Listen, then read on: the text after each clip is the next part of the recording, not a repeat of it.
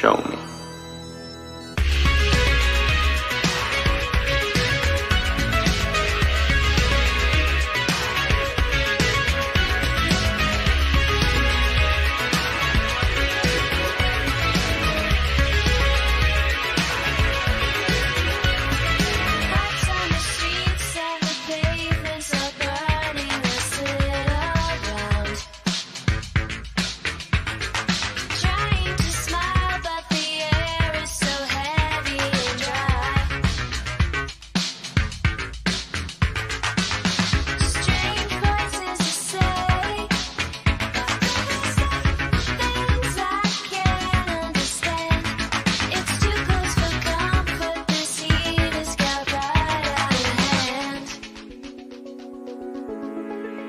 It's a cruel summer. Leaving me here on my own. It's a cruel summer. Now we're gone.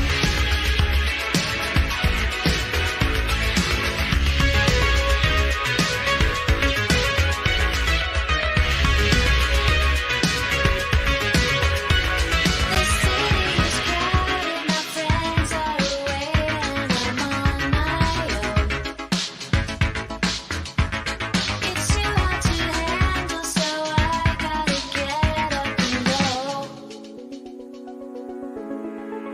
It's a cruel summer. Leaving me here on my own. It's a cruel summer. Now you're gone. You're not the only one. It's a cruel summer.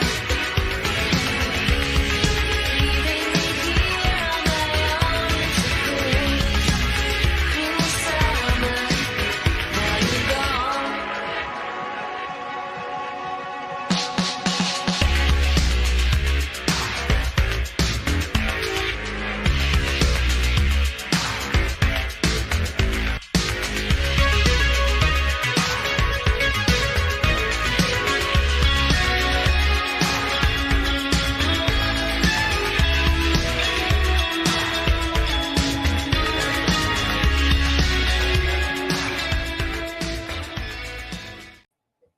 Friday night, bulls. It's time to get it on.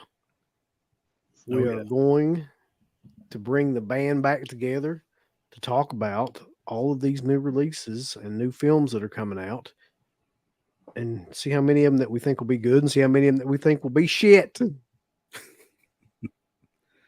I'm betting there'll be quite a few of them in the latter category. But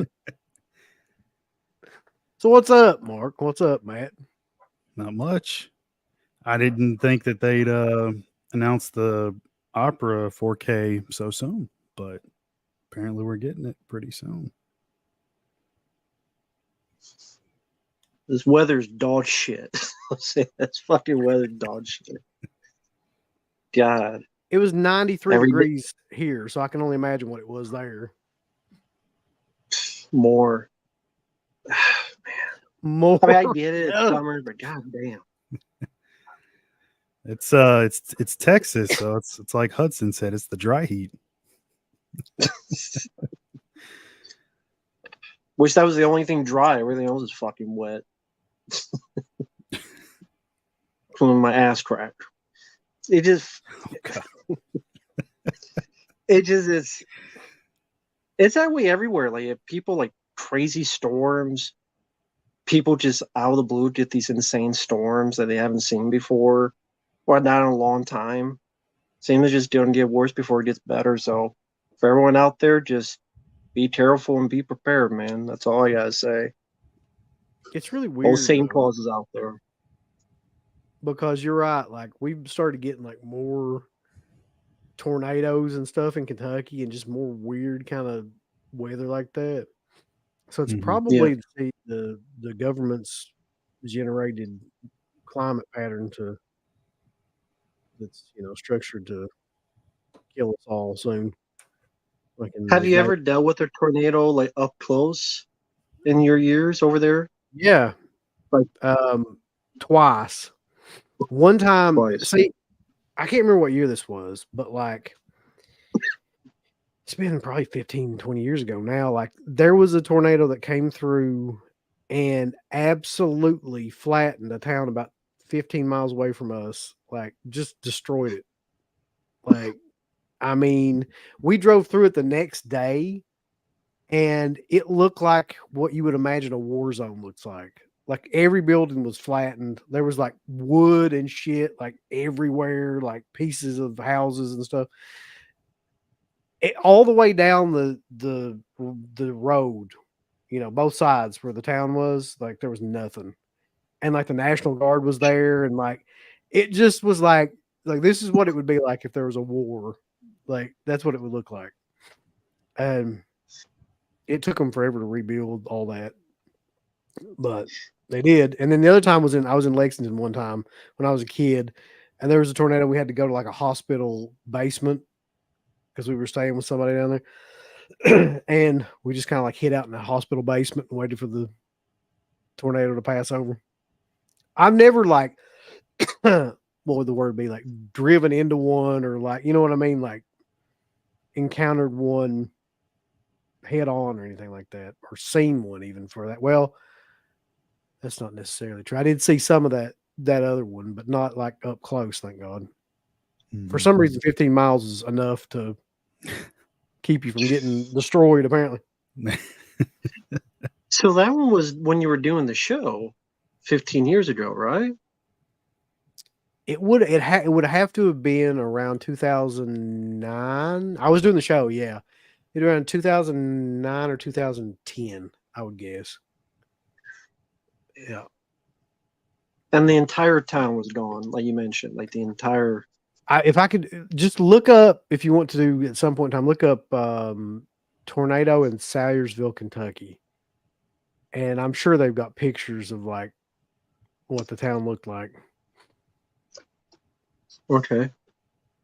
Man, that's wild. You know anybody that like lives in that area? Yeah. Yeah, there's a couple people. And like I used to work there. Oh, shit. Wow. Shit. So yeah, it was a bunch of shit. It's a I mean, there ain't city. another way. Yeah.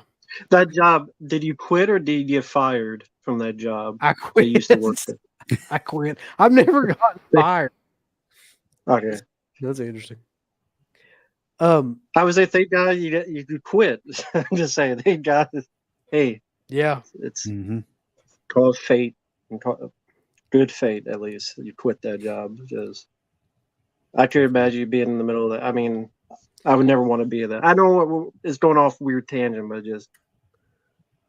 Well, here's the interesting part. It came like full circle. So the next job that I got was a job with like there was a counseling business that was doing like they contracted with the state to do crisis counseling for people that were affected by the tornado. So I would drive around and find people that had gone through the tornado and ask them basically if they needed like services or anything like that from FEMA. And if they needed anything from FEMA, then I would connect that. And then if not, if they needed like actual counseling, like based on, you know, what happened. That's what I did for about, I don't know, 3 or 4 months after that happened. There's a weird kind of twist on that. Well, that's But good, anyway. though. You were able to help some people there, so that's very commendable. That's very good. Able to help at least some way. Yeah, a lot of them were really like cool about it. It's weird because once you mention FEMA, some people are like, yeah, and then some people are like, fuck the government. That was the I swear to God, it was like they had something against FEMA. And I don't know what exactly it was.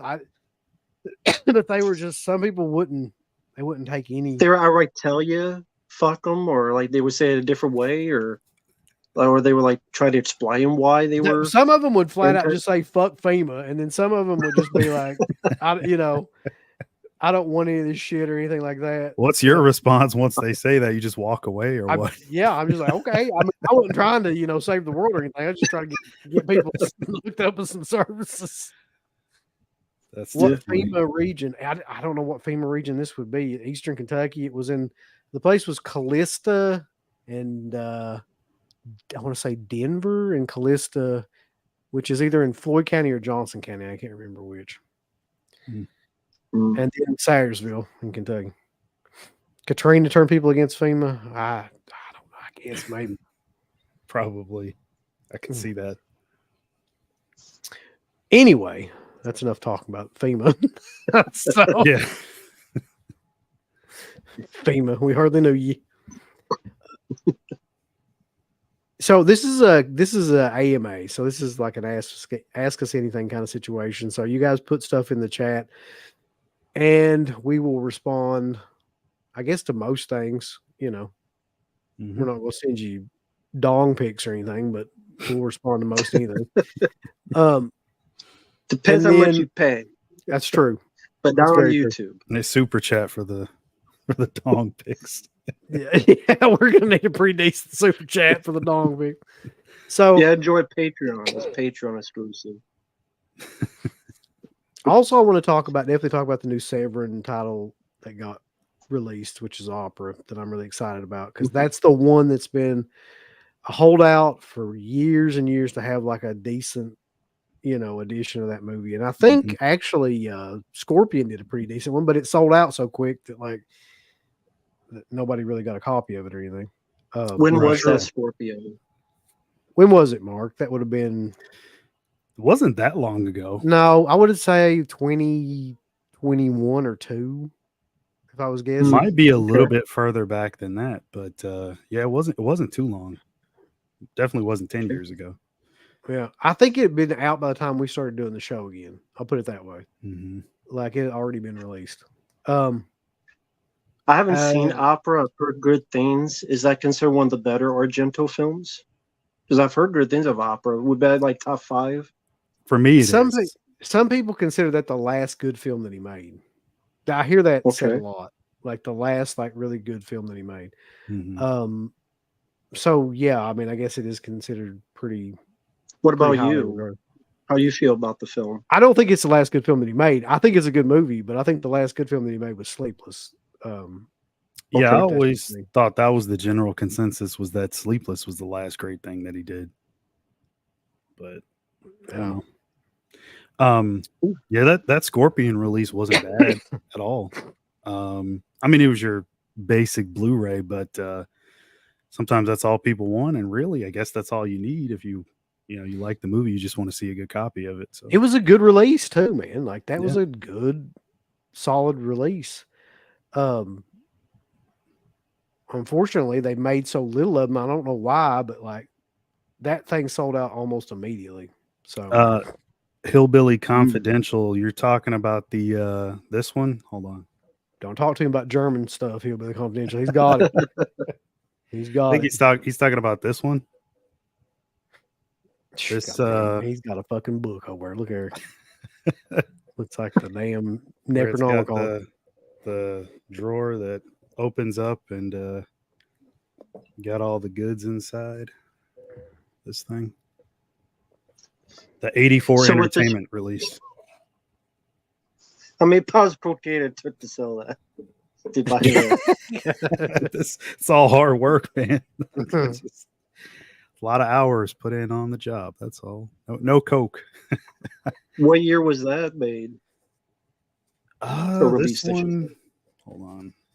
Might have it on here. There's so much stuff in this damn drawer. Hold on. People still, I can't believe people are still bringing up Dracula 3D.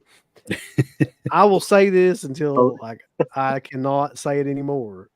It's not that bad. It is not. It's not a good film. It's just not that bad. It's got a praying mantis in it. It That's all I'll does. say. Yeah, it does. Yeah. A friend of mine actually just saw that recently. He's a big Argento fan. He hadn't seen it, and he's like, "This is the worst piece of shit ever." Jesus. Hold on. Let's get a count here of. Oh, go ahead. Sorry, man. Go ahead. No, I was going to ask with the Severin opera. I guess it's coming with like a CD and a bunch of stuff. I would wonder how much that will cost. I know people assume it'd be a lot of money with how much stuff they're packed. Didn't it say like 5 discs or something like that? Yeah. think So so.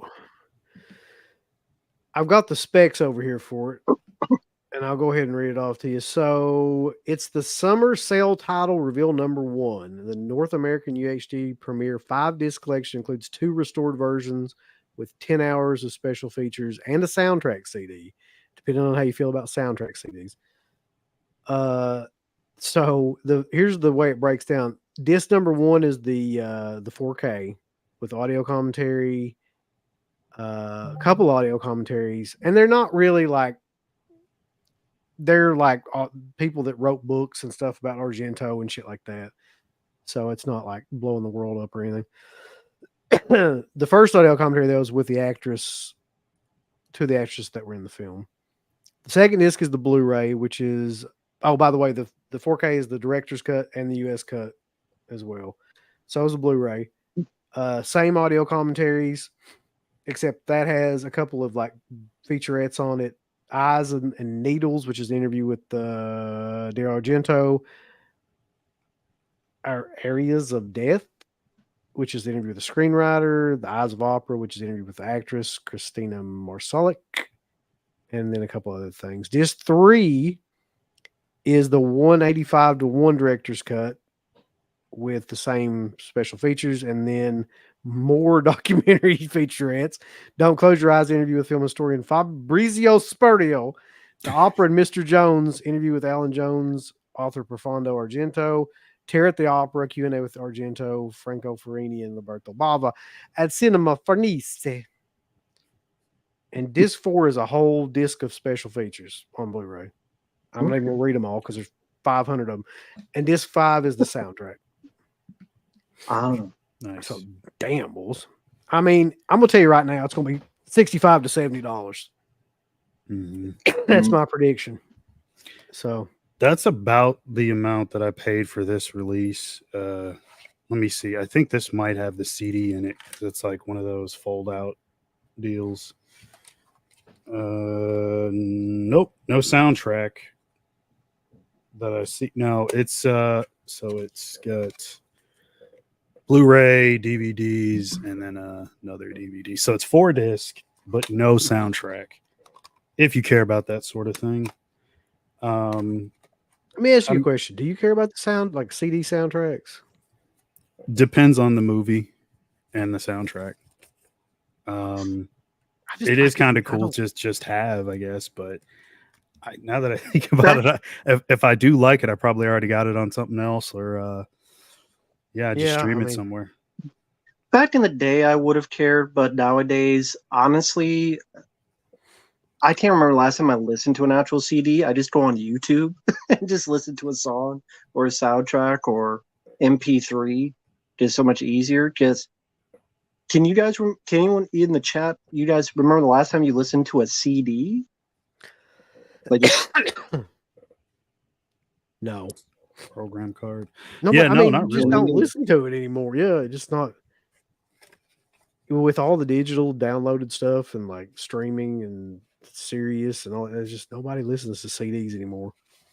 Although that's kind of sad because the audio quality on CDs, and especially in like a car, is like 1,000 times better than like streaming for Sirius and stuff like that, stream radio. But I mean, who wants to deal with that shit? We go, excuse me, pack around another one of those like notebook binder things with all your CDs in it. Like it's just, yeah, that's definitely like an old age thing, and for sure bygone era. Like it's not. Well, there are people that collect vinyl and they release vinyl of older soundtracks. So maybe that's what they're thinking of. There's people that collect vinyl. This would be a collector's item for people. Yeah. Just it can't be vinyl because of the size.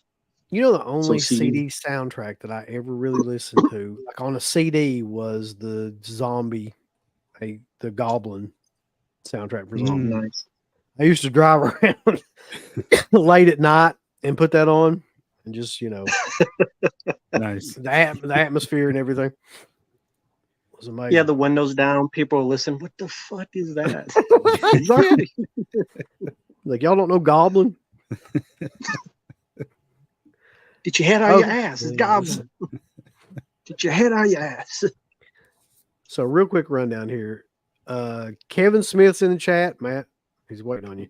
The Mayor, Vanderhoff 66, Caleb Farrar, Preminator, Steven versus Evil Dead. He's from Switzerland. Okay. Adrian James, Wiley J. Draws, Scratch, John Thompson, Nathan Merritt,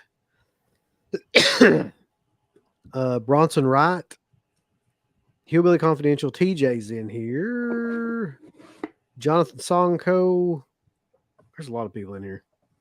I'm going to start repeating names. Rye, the Horror Guy, Money Saving with Mimi, Timur Korea, JB, all kinds of folks. So, thank y'all for coming in here.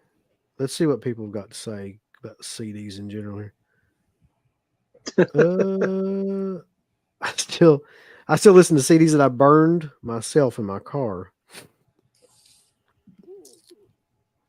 Cowbunga dude says I rock CDs in my truck still. I listened to CD about a month ago. Yeah, this sounds like something I would do. Use a CD player in my car to listen to the Beyond soundtrack.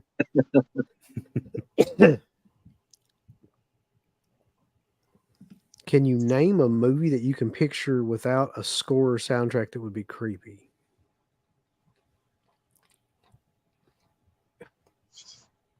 Huh? I think he means like, can you think of a movie that if there was no score or soundtrack, it would be super creepy?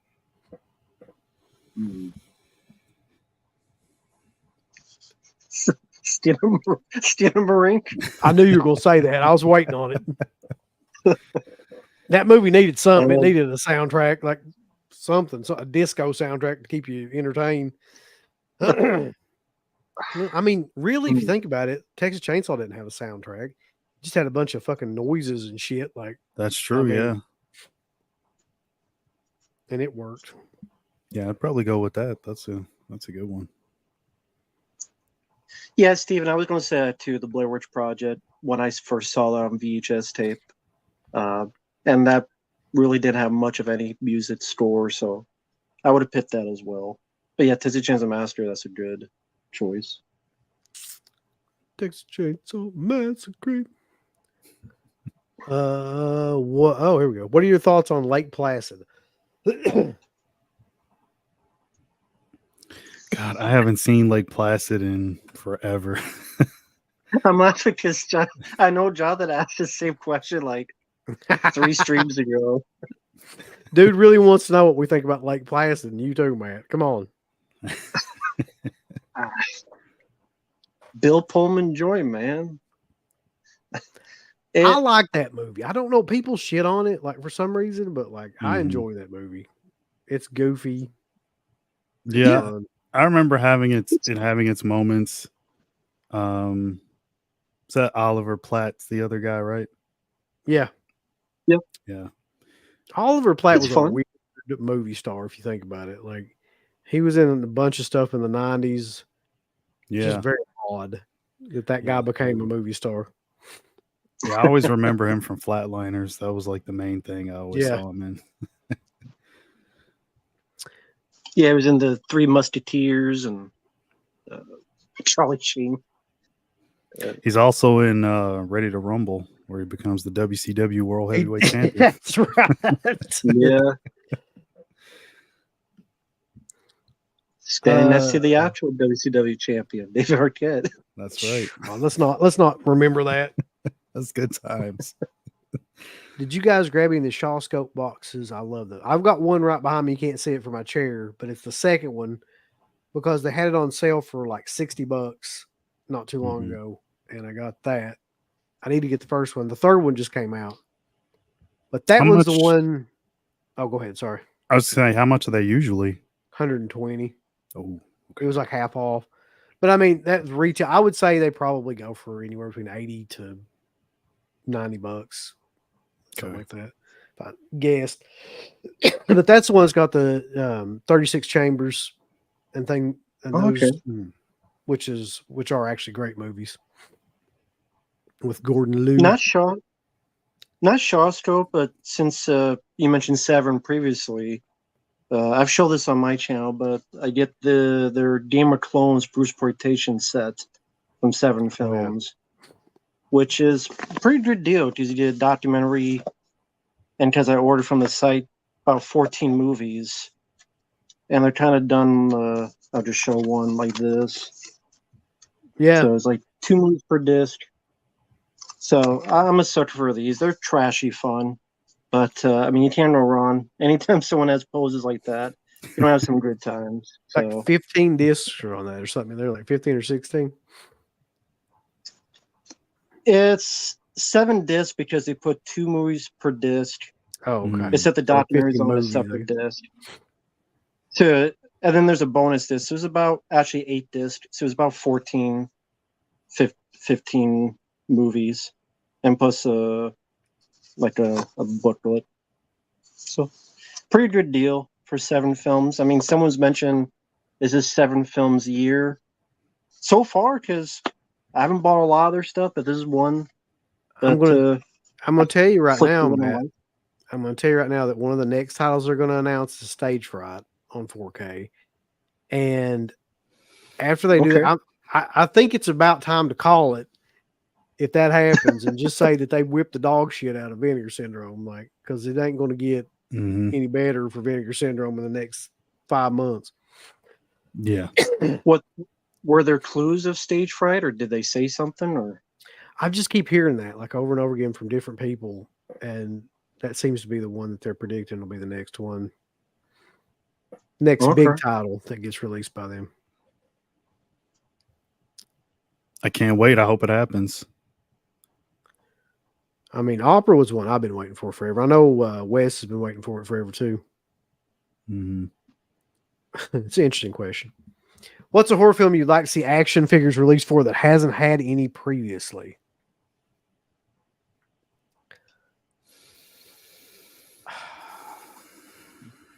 Damn. I Mm. don't really collect action features anymore, so I don't know. It seems like everything has one now. There was one I was thinking about the other day, and I can't remember what the fuck it was. And I don't understand why they don't have it yet. Crazy fat Ethel figure. Oh my god, that'd be amazing. Have a refrigerator with it with a lock on it. Get the Serbian film figures.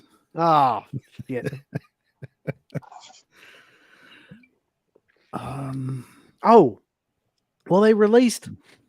I was going to say they released a lot of the ones that I wanted. Now that I think about it, because one of the ones that I always thought would have been killer was Motel Hell, and they just released like Yeah. not that's NECA good. or anybody like that hasn't released them, but like it was released by what was it? Trick or Treat, I think. Yeah. Released one of the Sounds right. 5-inch figures of it. Mhm. Okay. You know what would be killer though if they had a Monster Squad, like the whole set of monsters from the Yeah. Monster Squad. Yeah. I don't know what they probably can't do that because rights issues and whatnot, but Mhm.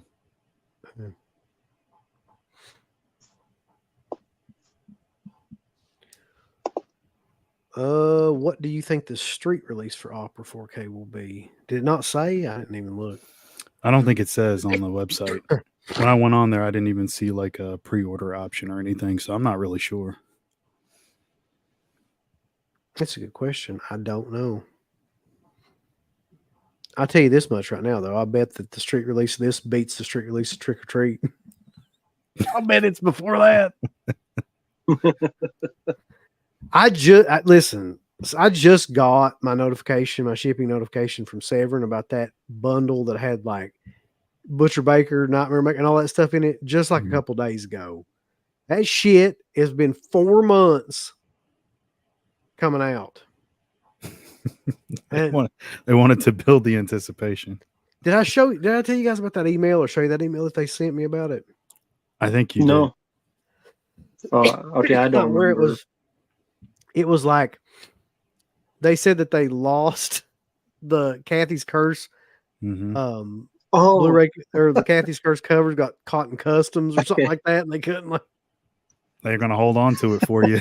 You got to wait an extra week or something. I was like, come on.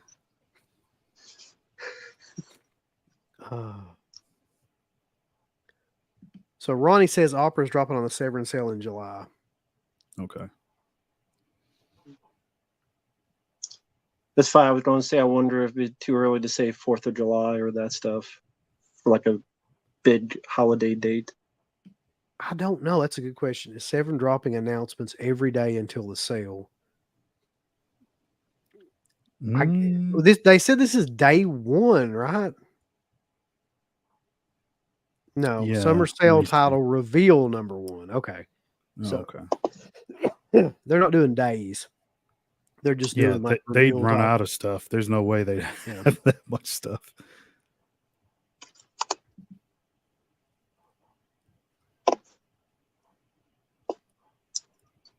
Will they also re-release the sect and the church?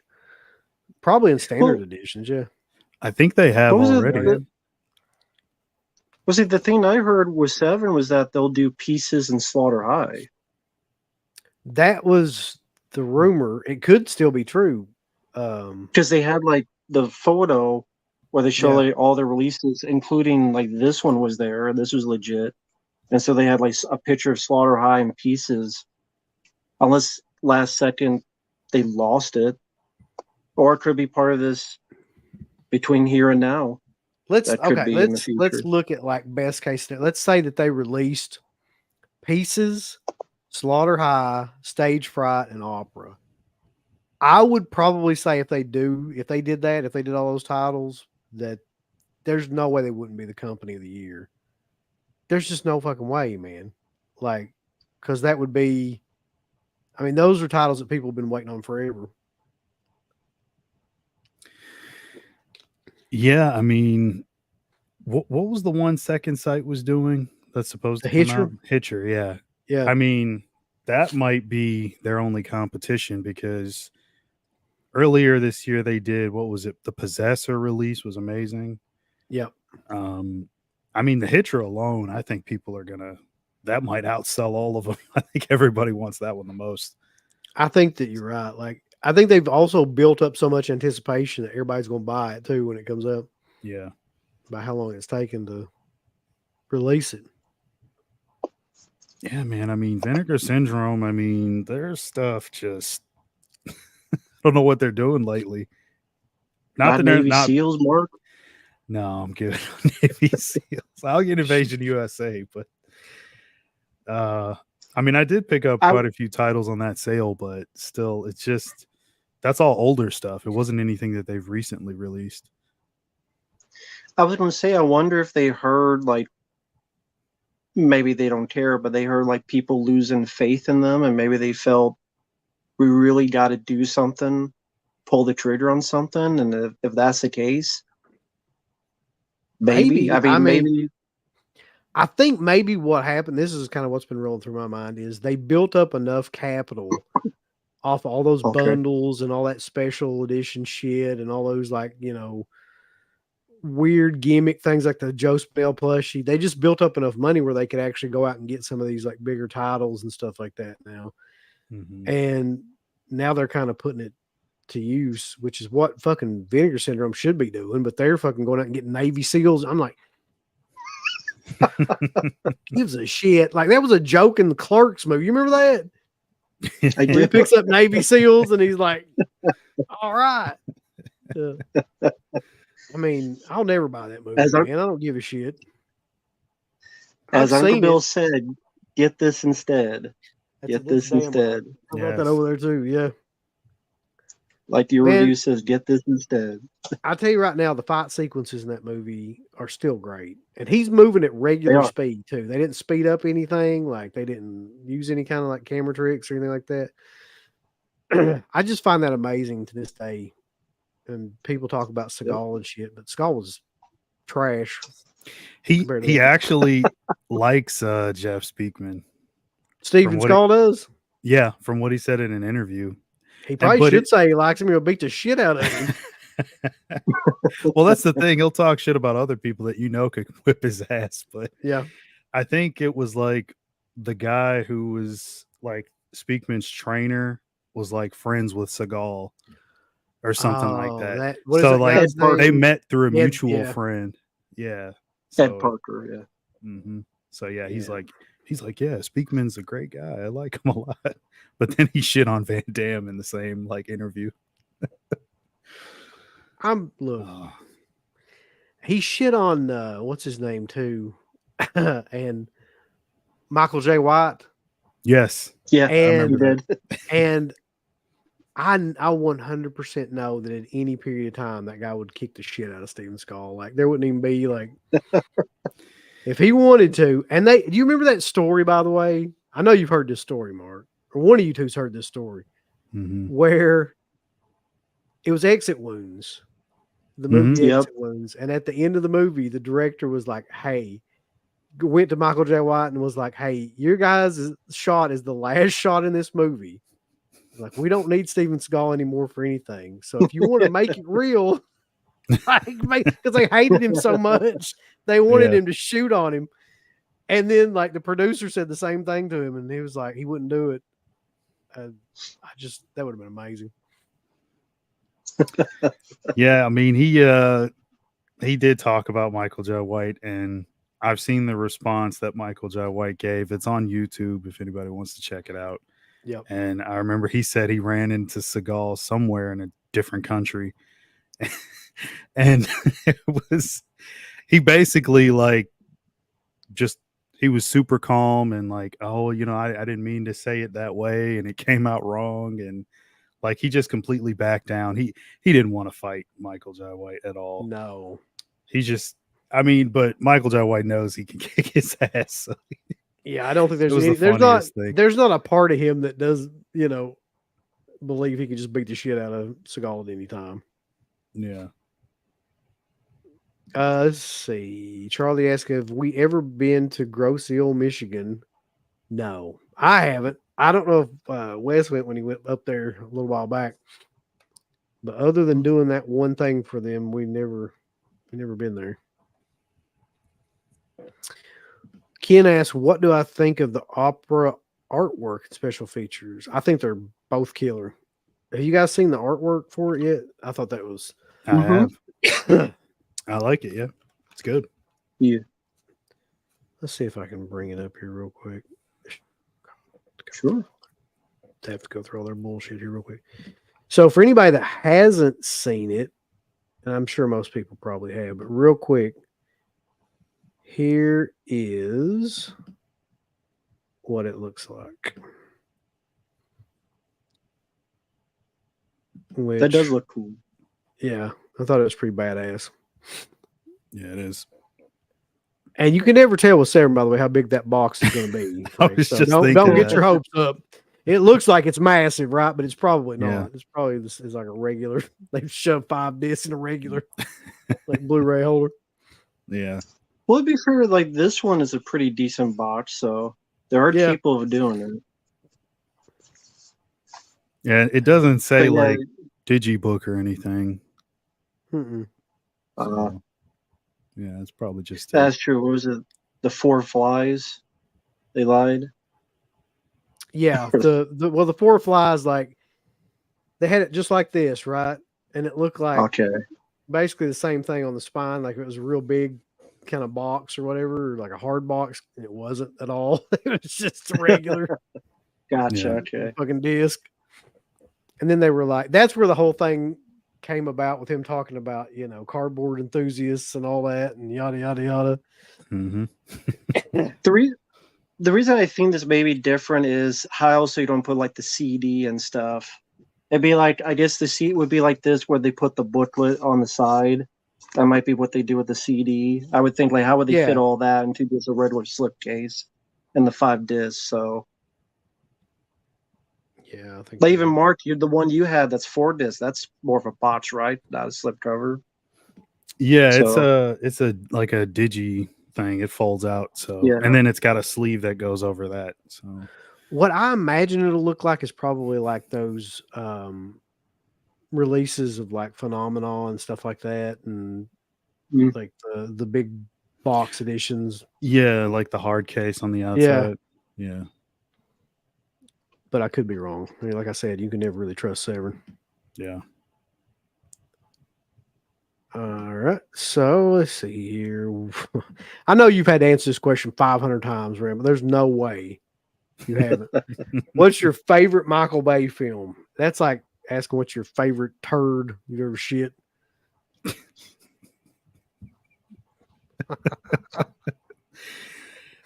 Oh shit. Pearl Harbor is my favorite. Oh god. Pearl Harbor. Bad Boys 2, I really enjoy, and I really enjoy The Rock, Sean Connery. That's a good movie. Yeah. I'd probably say the first Bad Boys and The Rock. Yeah. I think those are his best. Army of the Dead. Wait, that wasn't him, was it? That was Zack That was Snyder. Zack Snyder. I get It's those two okay, guys mixed Uncle up. Bill. You could say Armageddon. It's okay. Armageddon. Exactly. No, Yeah. if he's seen it, it would be Ambulance, because not only Michael Bay directed it, but Jay Gyllenhaal starred in it, so it'd be the double That's whammy. right. Jay Gyllenhaal starring in a Michael Bay film. Yeah. That'd have to be That's a the double whammy whammy for him. right there. Yeah. Noah asked, I think he can't believe this, but he asked, would you really upgrade to 4K for Pieces and Slaughter High? I would 100% upgrade to 4K for both those, to be honest. Especially Pieces. Because Pieces is just, it has a really good look to it. And I think it would benefit from 4K. Yeah. I don't have Slaughter High on anything but DVD, so definitely for that, I would upgrade. I'm thinking about Pieces. I have a couple different editions. I don't know if I need to buy it again, but we'll see. I mean, if they got anything new on it that I really like, maybe Yeah. I'll upgrade. Predator asked, what's a horror movie physical media release that you were really impressed with what the special features had to offer? God, there's been a bunch of those actually. Yeah, that off the top of my head, I would say the From Dusk Till Dawn release, because the making of is like super long, and then you also got the Full Tilt Boogie thing in there, which is a movie in itself, pretty much. I might go with that. That's a good one. I'll go with the Alien quadrilogy set for both the good and the bad films, just how in depth the documentaries are, and that both have 2 cuts of the film and all that stuff. Even the bad ones, all 4 of them, just Shit. whether you like or dislike each one of those, to treat each of an entry that fully, you kind of wish more box sets would do, because usually maybe the first one gets it, but the sequels don't really get anything. Like, of course, it'll never happen. Like, Nightmare on Elm Street would have been cool to have that happen, but that won't ever happen. But just for even each one to get that respect, whether they deserve it or not, is very commendable. So I would say the Alien quadrilogy set. I would say, and I don't think I've talked about this series much on here, but like I am a pretty big fan of it. Like the Back to the Future box set that they released had some killer special features in it. And a bunch of making of documentaries and special effects documentaries and stuff like that, which that movie was kind of revolutionary for that time period for a couple of those. Yeah. So that would be the one I would pick. Let's see. Did Chuck Norris ever use steroids? I'm betting not. Just by like his blood produced steroids. Chuck don't need steroids. I mean, I was always amazed, man. Like, Way of the Dragon is my favorite Bruce Lee movie. Okay. But I was always amazed at how slow Norris was as compared to Bruce Lee in that movie. And like, I mean, that fight scene was amazing in the Coliseum and everything, but he was just so noticeably like slower than Bruce Lee. So, and he was not jacked at all. So I don't think he's used steroids. That would have been the time period for him to probably like get into it. Mm-hmm. Isn't it funny though? You bring up Bruce Lee, how now so many people just shit on him, saying, "Oh, he would never win a fight" and all this stuff. Like I almost did the Tarantino Stupid and man.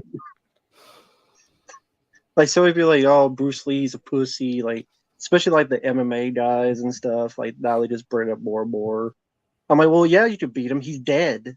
Here's the thing He's though dead about that now. shit. Nobody knew MMA back then, so that wouldn't have done anything. Like Mhm. you wouldn't like nobody would have been able to defend any of that. The truth of the matter is like there were some legitimate guys that I think could have probably whipped his ass, like Gene LaBelle. Like I don't think there were many people tougher than that guy, just because he was MMA before MMA was around, Right. and Yeah. he was notorious for like he was the guy that trained other guys and like stunt people and stuff like that on how to do those kind of moves and chokes and judo and stuff like that. Yeah. He was just not the guy to fuck with. And there was a story about like what happened with him and Bruce Lee that goes around. I don't know how true it is or anything like that, but there's another story too with him and Seagal, wasn't there? Wasn't Gene LaBelle the guy that supposedly choked out Seagal and made him shit his pants? Yeah, he was. Like that? Like, yeah, that guy was just not the guy you wanted to mess around with. Yeah, I think what happened really though, he didn't really shit his pants because there were a few people there. They said what happened was Gene LaBelle was visiting and Seagal was like, okay, show me something. So Gene LaBelle hit it snugly, and Seagal was a cheap ass. He tried to hit him in the balls, and so he flipped Seagal on his ass. And then it's the body. Of course, the bodyguards are going to get in before anything comes in. So it's like, okay. So Seagal, trying to save face, but he didn't want to admit that he got his ass put on the ground.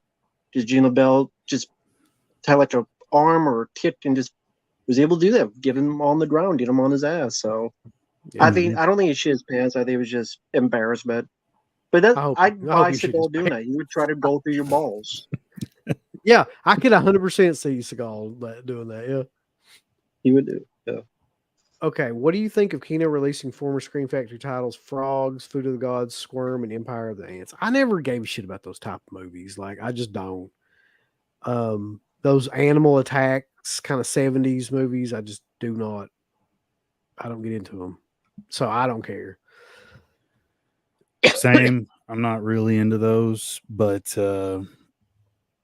that's Kino. I mean, they always come in when you need, because I'm sure there are people that are fans of those, but they do a good job with everything. So I mean, it's cool that stuff does get a release. It's not just lost in the wind.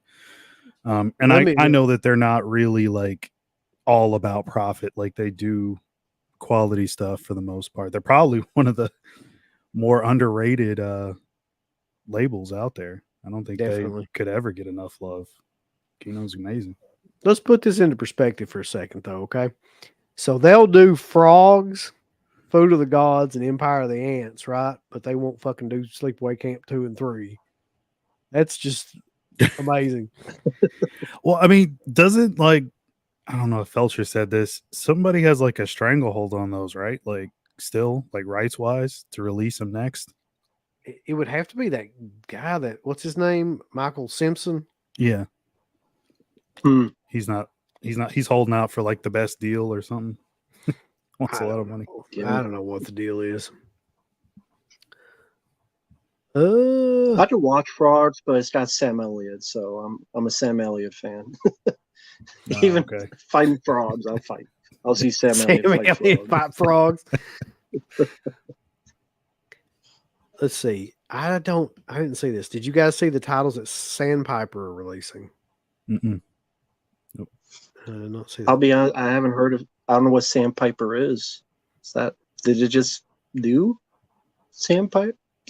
People want to say Sandpaper. Sandpiper? Sandpiper, yeah. Could be Sandpaper. That'd be a good distribution company. Sandpaper releasing. This is a good question. I think I know the answer to it for me. What's the sleaziest movie you've ever seen?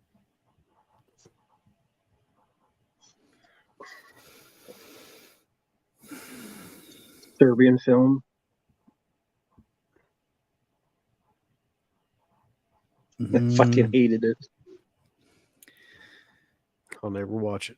I will never fucking watch it. I mean, me personally, I don't really consider that sleaze. It's more so just like straight shock value for the sake of it. It's trash. I mean, there's so many of the like those Euro titles. I could name a million. I guess New York Ripper, maybe. That's I swear to God, that's the one I was thinking of. That's the first one that came into my mind, and the second one was Devil's Honey.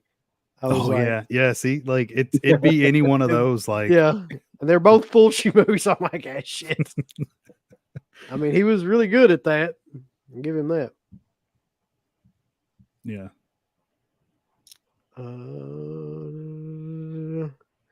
I haven't seen this movie in forever. What do you guys think of Phantom of the Paradise? I just watched it last night. The music was great. It's been a long time. God, I can barely remember. Definitely that. unique. Yeah, I do remember that about it. There's not too many movies like that one for sure. Yeah. Yeah, I'd have to see it again. It's been a long time. Here's what I remember about it. Oh, go ahead, man. No, so did this star the guy from Bud the Chud? Yes. I think that's Garrett Graham. Garrett Graham. Garrett Graham. Yeah. And there's something about him. He gets ripped off by a music company or something like that. Yeah. And then he turns into basically like the Phantom of the Opera to get like his songs played, like something like that. Does he sell his soul or something? There's some weird shit in that, like that. Yeah. I mean, I remember I've only seen it once. Yeah. So. I remember kind of liking it. I just don't remember it enough to form an opinion, really. Same here. Oh, Charlie's got a question just for Mark. What's Stuntman's favorite overseas special limited edition release? Oh, man. You got to pick just one. Gun to your head. That's really difficult. There's so many.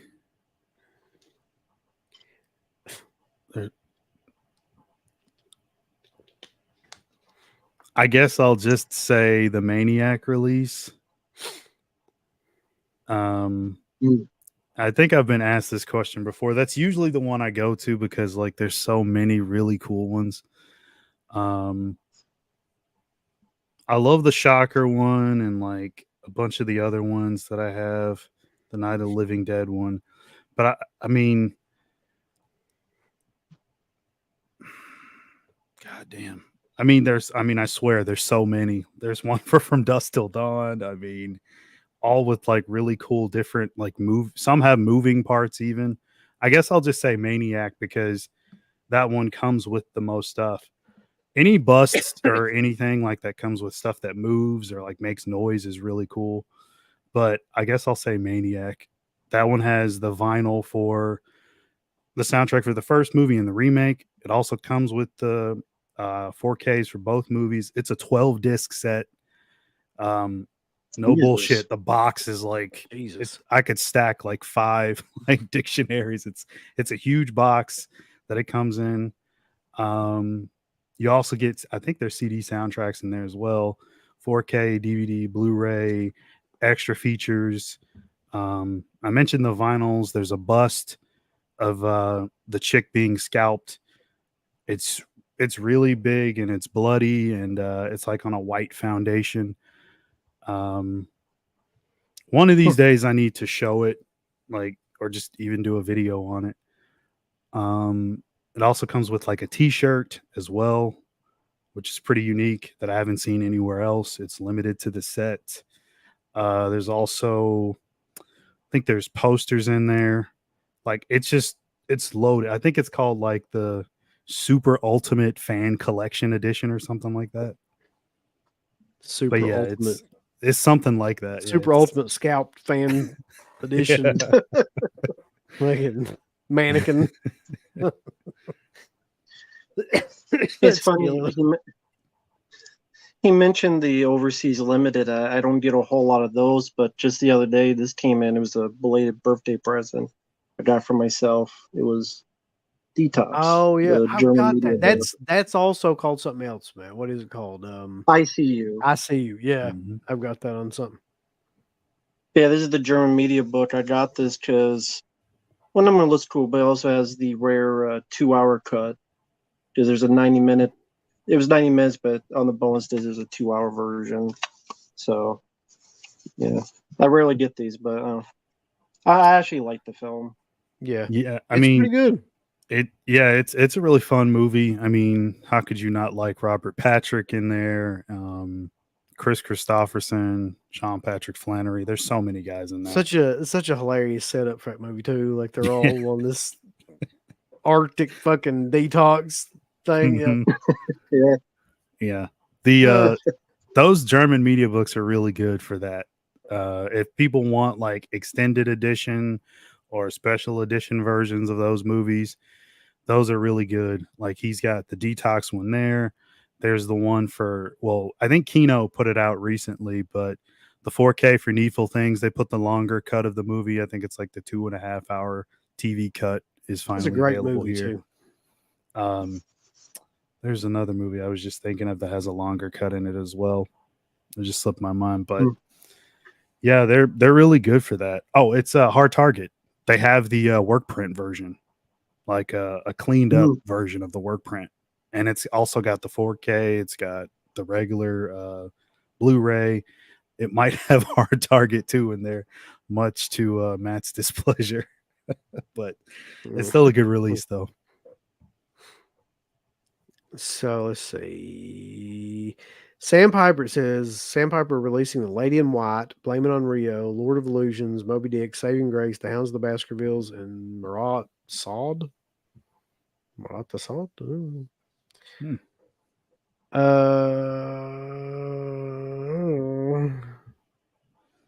I know Lady in White's out already, and I think I saw Lord of Illusions recently put out by Umbrella. The I other hope ones, so, because Scream Factory put it out before, didn't they? And that's been out of print. yeah, that's right. I forgot about that. Shit. Yeah, they did put it out.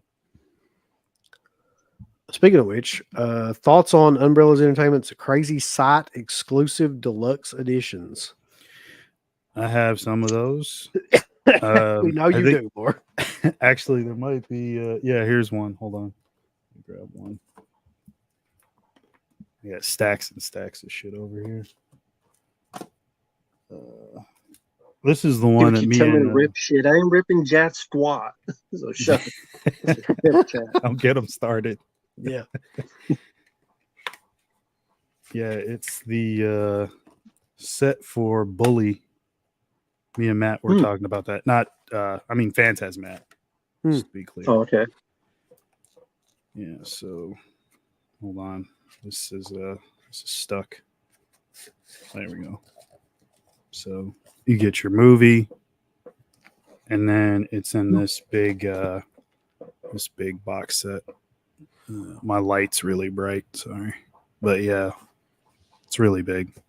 Like these sets. These are cool. Baby. I mean, if you're a big fan of these movies, then you definitely want to grab them, especially as a collector. They're really, really nice. So you get a huge book for Bully as well in there. Obviously your movie, art cards.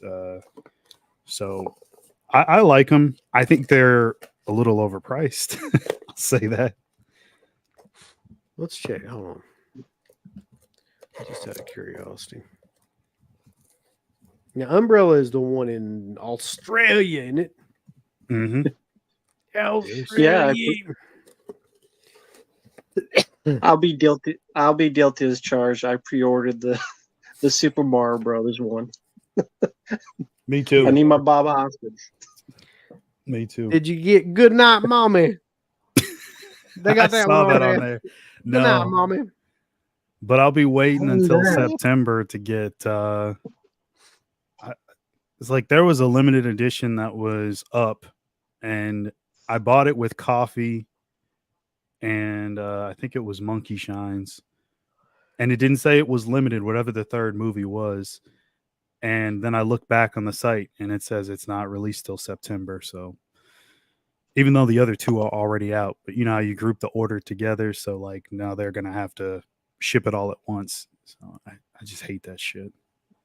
Me too. And shipping's expensive, apparently, at least for them.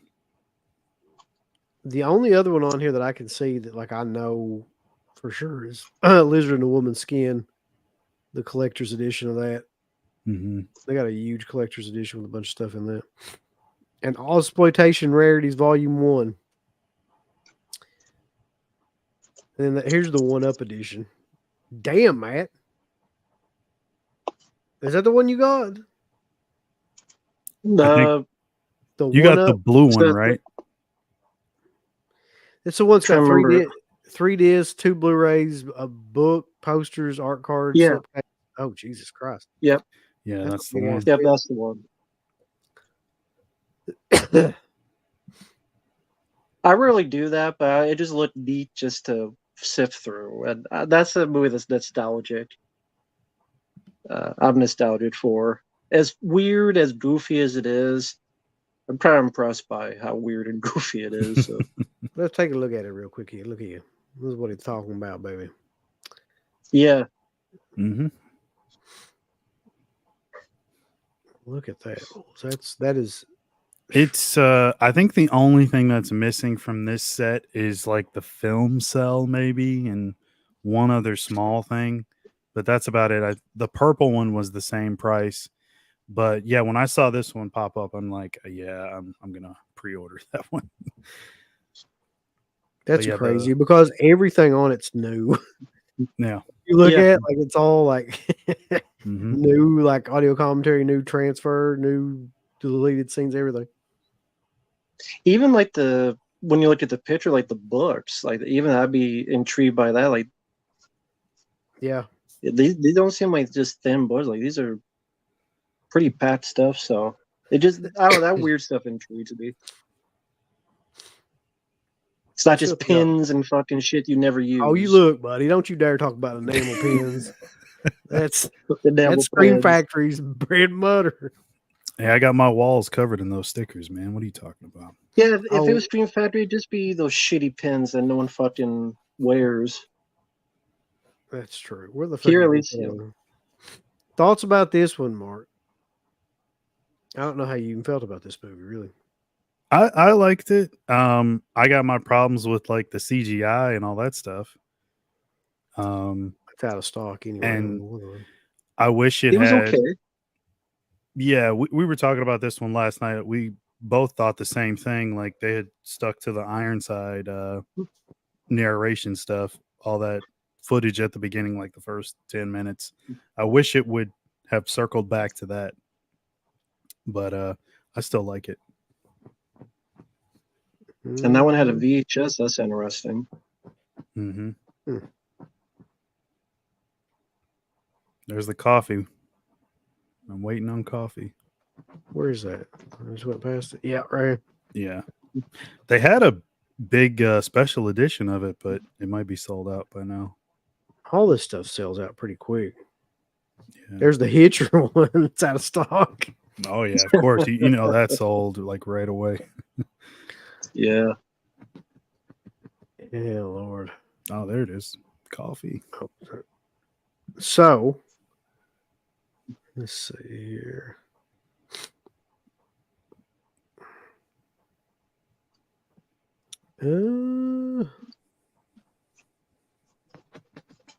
What are you doing back here? You driving me nuts. Digging into the fucking chair. Quit. She wants you to buy one of those movies. There's nothing in the chair. What do you do? She thinks she's going to an alternate universe and she digs through this chair, I think. What was the last practical effects horror movie that you watched? I'm trying to think of the last horror movie that I watched. Well, I mean, mean- it's goofy practical, but Fraud Man. Frog. I need to see that movie, honestly. Fraud Man. I already know I'm gonna catch shit for this. I already know, so I'm just going. I go ahead and in advance get ready to catch shit for this. But Oh, I watched two films back to back. I don't know if you guys have seen. I know you've seen one of them. I don't know if you've seen both of them. And I like both of them to lesser, greater, degree. But I watched the first Sure. Omen and thought like, whatever, it's all right for what it is. Okay. The one that I really liked that I watched after that was Abigail. Now listen, Okay. I know for a fact that Mark ain't gonna like that fucking movie. I just know because I know how Mark is. We I talked also about know- last night. Neither of Yeah, us we did. liked it. I knew it. I fucking knew it before I even said it. Because it's like Yeah. Megan. There's like a child. Who's going to give you shit for it? Both of y'all assholes. Because you gave me shit for Megan. I know you're gonna give me shit for that, but I like that fucking movie. I'll So, at least jam it up say your that ass. if I had to watch either one, gun to my head, I'll probably watch Abigail again just because of Dan Stevens. I'm a big fan of his, and Yeah. pretty much anything he's in, I'll at least give it a shot. I ain't watching Um, any of them shits. Bad. But I ain't watching no yeah. damn movie, damn some little girl doing ballerina dance shit poses. Listen, I'll tell you when I knew that movie was killer. When fucking Danzig's Blood and Tears came on, I was like, "That's it. This movie's fucking." Killer. It's like put anything Danzig 1 to 2, well, 1 to 3 even in a movie, like I'm gonna immediately like it. It's just how I am. That's cool. I don't know. I can't stand that lead girl, man, from Stream 5 and 6. I don't think she can act. Oh, Melissa No. Barrera. Melissa Yeah. Barrera. She's Fucking probably the mannequin. least. She was the least appealing part about that movie, really. What about Angus Cloud? Oh, The driver. Yeah, I didn't know he died, man. He died Yeah. like Yeah. a year ago or something, or right around that movie was released. Yeah. It was a drug overdose. He was like Clearly. 24. Or, he's really young. Yeah. Really, really young. Anyway, fuck y'all. I like that movie. Is Halloween 6 the producer's cut worth getting? No. Leave It's it the not. fuck alone. It's not any better than the theatrical cut at all. Thoughts? I agree, but I'm surprised because there's a lot of people that put that over. I mean, I agree with you guys, but there's a lot of people that just praise Halloween producers cut, 6 producers cut as like another level. I don't get that either. Like I never understood that. Back when me and CK first watched it 10 years ago or whatever it was, like we were both like, what the fuck are people talking about? Like it's not anywhere like near better than the theatrical version. But people do that a lot of times with like alternate cuts of movies. I've noticed that. Like I feel like they're just acting like it's better. Like a lot of times it's not. Can you think of other films that did that you remember that alternate cuts? Let's see.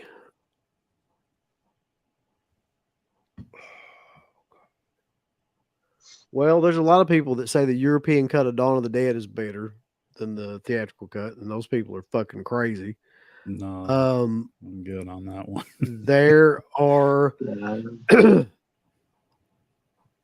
trying to think of some other ones. The alternate cut of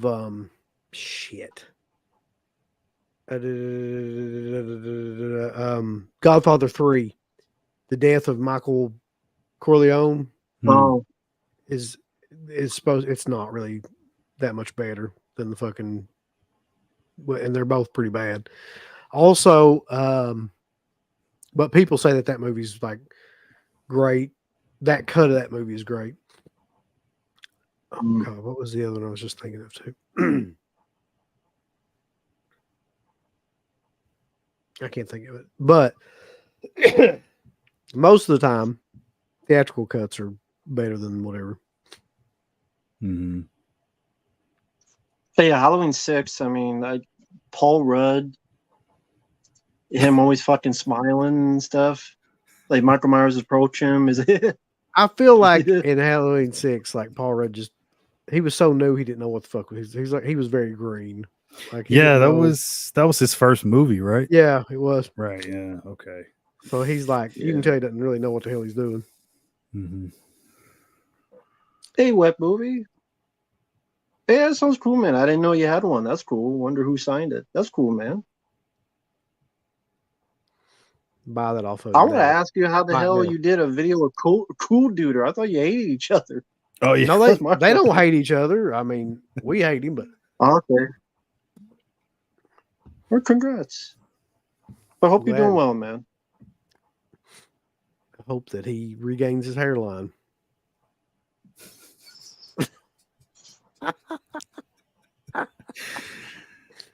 Ah! Fuck that guy. Seriously. Kino's still releasing Ilsa films, I think is what he meant to say, and Dust Devil on 4K this year. As far as I know, the Ilsa films definitely. I hadn't heard about Dust Devil. I'm curious. I saw this somewhere? Do they actually have a sale going on right now, Kino? They Do always do. I saw it somewhere. Let me check real quick. I hadn't heard that, but it's definitely possible. Let me see. I did actually order this Riverman. I ordered that immediately when it came out. I'd forgotten about that, but I've got so many pre-orders out right now for shit that like I can't keep track of it. Me too. But that one is one where I hated that movie the first time I watched it, and then went back and watched it like what about a year ago or something like that, and I was like, I mean, I don't know, it's not great or anything in my opinion, but it's a hell of a lot better than I thought it was the first time I watched it. Would you say you like the story more or the way it was made, or? I think I'm just old enough to appreciate now like what he was going for with that movie. And I didn't really understand it back then. I was just looking at it from a technical perspective, which it looks like shit. It was filmed in Canada. It's one of those ones that just looks like dog ass. Like whenever you watch one of those Lionsgate Saw movies, that's kind of what it looks like. It's got the faded out, kind of washed out colors and stuff. Shit like that just drives me crazy. Mm-hmm. Oh, okay. Mayor says it's Barnes and Noble. They're having the Kino sale. Cool. Oh yeah. Thoughts on Left Scared Jessica to death.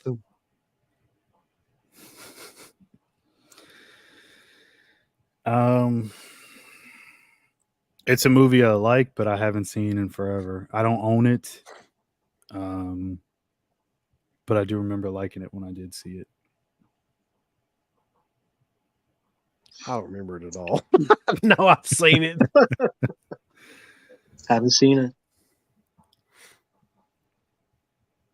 Let's see. Some of the shit he says in here.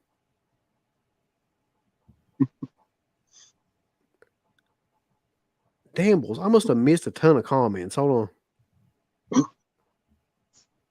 All right, we're gonna have to get through this shit quicker than this because I'm fucking up. What'd you guys think about In a Violent Nature? I haven't seen it. Haven't seen it. Uh, For very mixed things, I haven't seen it. Yeah, that's one where I started the stream and fell asleep. I do that a lot. Wow. But it's never because of the movie. It's usually just because I'm up till like 2 or 3 in the morning. Yeah, it seemed okay from the start, but I barely got into it. So I can't really give a good opinion on that. It's got to be better than Sasquatch Sunset because that was the worst film I've seen recently. I can't imagine what that movie's like. I just a lot of pissing. There's a scene where they find a road and they piss shit and melt their titties on it. Hell yeah. That's what you got to do. So, Mr. Katz, I'm actually wearing Savannah's Captain Spaulding shirt. That's like a nice 3D. Very cool. Very What's your very favorite chick flick? I can't wait to hear this. You two assholes, go ahead. Always talking about them. I thought of one. And I'd consider this a chick flick because if you look it up, it's going to be under romance. Woody Allen's Match Point. You guys ever seen that? Nope. No. That's a film where, I mean, he's not known for doing like movies with a lot of violence or anything, but it is a romance movie. But that there's certain scenes in it, and I don't want to spoil it, where people die, and the way they get killed, you're just like, oh, what the fuck? Like, it's a really, really good movie. I think it's Jonathan Rhys Meyers. Scarlett Johansson is the lead. I think Matthew Good is in it as well. It's a chick flick where a lot of people die in it. No, not a lot. I'm saying when the deaths that do happen, it's like maybe 2 deaths, 2 to 3, but you don't see them coming. It's very unexpected. It's a fucking great movie. It's shot incredibly well. It's my favorite movie of his, and I'm not even like a big fan of his. I've seen quite a few of his stuff, but yeah, I would say it's highly recommended. You won't believe it when you watch it, but it's a romance movie, so I call it a chick flick. Hell yeah. I guess that's hard because I don't really seek out those type of films. For sake of thinking about two on, I'll say Ghost. Patrick Swayze Ghost. It's a good one. Mm-hmm. I like that one a lot. Fuck, I don't even know. You could say Pretty Woman. That's fine. Pretty Woman. I love actually, I actually don't like that movie because I fucking hate Richard Gere as well. You can add that one to the list too. What the fuck, man? Fuck Richard Gere. You know he ain't worth a damn. God. You name me one good Richard Gere movie right now. Go. Mothman Prophecies. Fuck. Yeah, I was gonna say that or son of a bitch got me. Primal Fear, but all right, it's always Edward Norton that everybody likes that movie for more than Richard Gere. That's true. So. All right, I'm gonna leave Richard Gere alone for right now. Preminator says, I like Cool Duder. I never got the hate for him. Well, you've never been through the shit that we've been through with him and his dumbass family. Let's see. Ride the Horse guy then goes on and say, Bill, didn't Cool Duder like tell his dad on you guys or some shit back in the day? Yeah, I remember that. Yeah, that's exactly what happened, actually. One of these days, there will be a shoot interview that details all that stuff that happened. I don't know when that'll be, when the statute of limitations are over for our fucking lawsuit, whatever that is. But one day. By the way, Wet Movie is in the house and talking about farts, so I can't really get into all that. But we're glad to have him. This is here we go with Matt. How do you guys think of your spending on physical media? Sometimes I look at what I have and think I need to hold back more, and I don't even buy all that much. How do I justify spending? How do I justify spending it? This is a better question for Mark. Go. Well, it's going to turn into more of a question than an answer as to why, Matt, you think that you need to hold back. I mean, you're buying stuff that you want, right? Swear to God, Mark's like a crack dealer. So you don't get he's like, no, hold back. Like buy more. Was that one guy that got divorced? I think for buy too much stuff. Oh yeah. Who? What got guy? Divorced? There was a YouTuber with a certain sickness. He got divorced, maybe for buying too much. I don't. Do you justify that though? I'm sitting here thinking like the way I've always looked at it is like, depending on your situation, right? If all your bills are paid, and the people around you are taken care of, who gives a fuck? Like, what are you gonna do? Save a bunch of Yeah. money and shit? What are you gonna do with it? You be dead. It's like, just Mhm. spend it. That's how I guess that is how I justify it. It's like, one of these days, you're gonna be a little skeleton somewhere hanging out in a little casket, 6 feet under. That's true. So while you're alive, might as well just buy whatever you want. Yeah, I mean, I don't think I spend too much, but I'm sure what I do spend and buy is probably a little bit more than the average consumer. Well, life's too short, and you don't know how long you'll be here. It could be another week, hopefully more. Could be another month. Could be another year. So, mhm. of course, Mhm. like Uncle Bill said, get your obligations in order, your family, Right. your friends, your home, all that stuff. But if you have stuff saved up and you're curious about something, again, life is short. You don't know how long you'll be here, so but at least you'll enjoy that day and the day after. And sometimes you got to take it day by day. Like that Yeah, Mario and Brothers said, do I need that? No. But it looks like fun. It'll come in whenever it comes. I'll have a couple days of fun, and that's mhm. another little experience on life itself. And that's what life is. It's a series of hopefully decent, fun experiences. Because one day you'll wake up and it's 10 years later, and you could worry about it, but all you spent time was worrying and you wasted it. That's the Yeah, thing. Like, fuck it. Don't worry too much. Worry enough so you be safe, but don't worry too mhm. much or you're wasting precious time worrying when you could be using that time doing even one or two decent fun things, like doing a stream here or whatever. Get the DVD that you're enjoying. Fuck it. Why not? Yeah, I mean, people are going to spend their money anyway. I mean, everybody spends money on something, and it's usually to have fun, whether you like to That's buy true. Yeah. alcohol or drugs or whatever the fuck it is. Well, think Yep. about it. Someone else is going to take your money when you're dead and they'll spend it on shit. So That's true. Yeah. Yep. if you're not spending it, they'll spend it. Yeah. But make sure your stuff's in order. I don't think Uncle Well, Bill's yeah, of saying course. to just Well, spend yeah. everything or all your savings or Right. whatever. No, I mean, Reasonable, like common sense. Exactly. Yeah. yeah. Although you could spend all your savings, fuck it. These kids these days, they need a little bit of fucking, you know what I mean, challenges. Get through life without having any money. For God's sake, I did. Let's go. Nobody gave me nothing. I'm gonna give that speech. Any thoughts on Mad Heidi? I've never heard of it. Does anybody know what this is? No. No. Okay. Are anybody going to get the 4K of Repo Man from Criterion?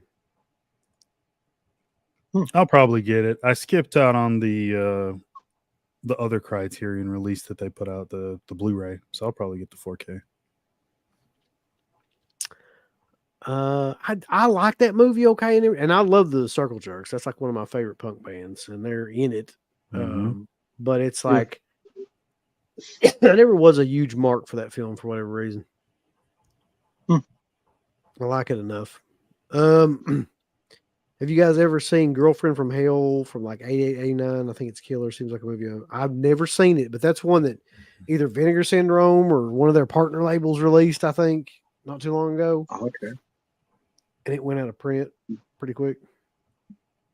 Never seen it. Yeah, haven't seen it. It wasn't Amber Heard, was it? Girlfriend. It's Jada Pinkett. Real Oh, quick, God, no, please.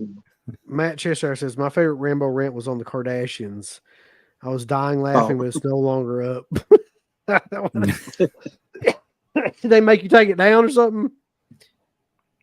That was around the time of that Jennifer Lawrence. So you got the strike because I was too mean for saying she was stupid for saying she was the first action hero. That was too mean. I got a strike from YouTube because telling the truth was too mean. But that's YouTube. I hate YouTube's policies. Yeah. Hamster What did he do? ass prophecies. I'm sorry. that caught me off guard.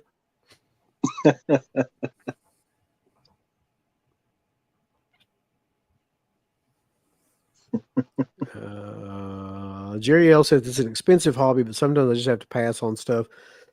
Prices are out of control, not to mention running out of room. That's true. Both those things. Yeah. Let's see.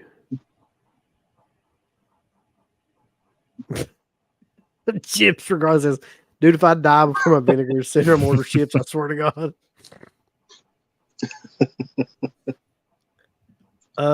If your old lady comes home with hickeys on her boobs, how many beers do I need to drink before it's okay to drop kick the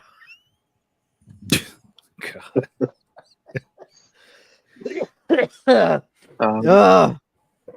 Let's not I don't know. condone domestic violence on our show. We don't need to be canceled. 3 beers. Matt says, Okay. you're right. I'll pre-order the opposite thing. You convinced me. Well, good.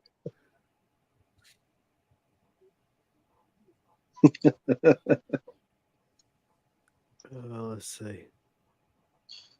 Life is too short to wait on Sleepy to put out the Trick or Treat 4K.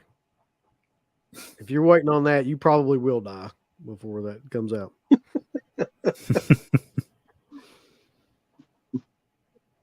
Anybody ever had a film made near their hometown? No. Yeah, quite a few. Well, you live in like around the city though, too, don't you, Mark? I did live there for about 15 to 20 years, and then I moved away. So I'm just outside Chicago. But yeah, I mean, Dark Knight, Relic, I mean, Fugitive. I could go on, and all the locations are pretty easy to find. And if I just watch the movie, I'll know right where it is. And chances are I've been to all those places anyway, for the most part. Yeah, I don't think I can top any of those. Me neither. How does the strike system work, you think? Is it an accumulation of Take people a reporting? guess. Or does YouTube have someone literally sitting in their headquarters viewing videos? I have no idea, to be honest. At this point, random and luck. Well, I don't know, because like I know there was the flag thing where you could have people would just, if they just don't like your stuff or they think you suck, they'll just flag your video. Yep. And then that'll give you like some sort of a strike or warning or something. But for it to directly come from like YouTube, I guess it would be some sort of programmed algorithm. There's no way that they're watching every video that's ever been uploaded. It'd have to be like a It's not bot or possible. something going through all that stuff. Yeah. Yeah. Mm-hmm. I miss the old days of YouTube. Jesus Christ. Like back when we first started doing YouTube, which was back when it first started, really, like 2000. I don't know exactly, but around 2006, probably 2006, 2007. Yeah. Yeah, there was nobody paid attention to anything. Like you could put whatever you wanted to up there, Mhm. except murders or things like that. But I mean, just about anything else. It was great. I hated the limitation of like the time on your videos. but Oh yeah. Other than that, like it was great.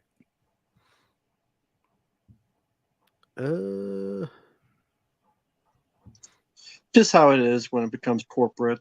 Google bought it. It's like everything when it becomes corporate. Mm-hmm. Like WWE when it became corporate. That and Vince is just a fucking idiot, but that's a whole nother conversation. WWE's actually better now than it ever was in the last 20 years, but that's just because Vince ain't got anything to do with it. Yep, I agree. Let's see. I live near Earl Owensby, and he made all kinds of shit like Rottweiler, aka Dogs of Hell. It's on YouTube. Brainer954 says, I saw them film one scene from Eraser with Schwarzenegger in my hometown. That's killer. Nice. That's a good movie. Cool. Hillbilly says Disney's Child of Glass and Elizabeth Taylor's Rain Tree County was shot in my hometown. Cool. Huh, here we go. The X-Files Fight the Future was filmed where I live right now, Heber City, Utah. Heberson. Nice. This is definitely true. My hometown is Dayton, Ohio, so lots of movies directed by Jim Van Bever have been made there. Yeah, I bet.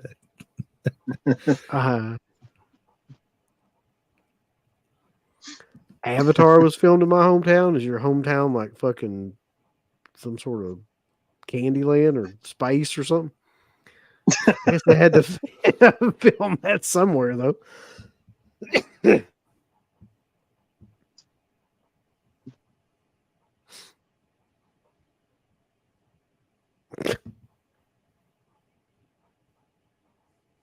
And then we got, let's see, people talking about how they discovered Dead Pit, which was probably through YouTube a lot of times. Creepshow 3 review was my first exposure to Dead Pit back in the early YouTube days. Yep.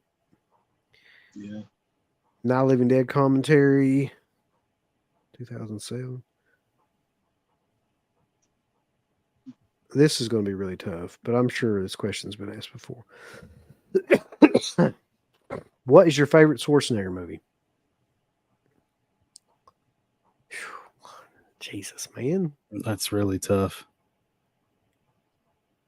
Go with Predator. I was For me. thinking that it's either Predator or the first Terminator.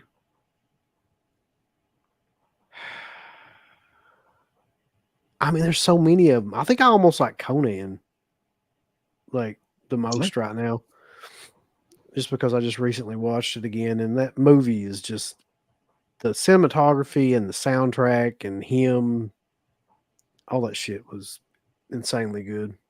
I mean, I could have picked The Running Man, Of course. you know, Terminator, Terminator 2, fucking Predator, any of those. Commando. I've probably seen Commando more than any of those films, to be honest. Like, Yeah. just watching it. Commando's a ridiculous movie, but it's like one of the most entertaining movies ever made. Certainly. I'm is. just thinking about it. Like it's fucking crazy. It just how many people die in that movie alone is crazy, man. And just like Yeah. the ending sequence, him diving into bushes and shit with machine gun fire. Yeah. I always laugh at the scene where he's carrying like that tree and the chainsaw. It just looks ridiculous. And then the one Yeah, I thing love about that movie that's Yeah. always bothered me though is Bennett. Oh, Like here you got old jacked up Schwarzenegger, probably the most jacked he ever was, like mhm. roids out, and then you got like fucking Bennett that looks like, you know, just a heap of shit. Yeah. And there's really no chance that guy has whatsoever. Let off some steam, Bennett. But that I actually do like that actor. What's his name? Vernon something. Vernon Wells. Vernon Wells. Yeah. Yeah. He Yeah, it was in The great. Road Warrior. Mm-hmm. And yeah, I love The Running Man as well. Fantastic. Yeah, I just bought that. Yep. Hey, Finally. Christmas tree, follow me like bulb. That movie's so awesome. That's another one that's getting a remake from what I saw. But what isn't these days? Yeah, then Edgar Wright. Mm-hmm. Let's see. A lot of people saying Terminator. Twins. I didn't think about Twins. Total Recall. There's so many of them, man. They're killing. Junior, give me a fucking break. I don't even think that's being serious. Though.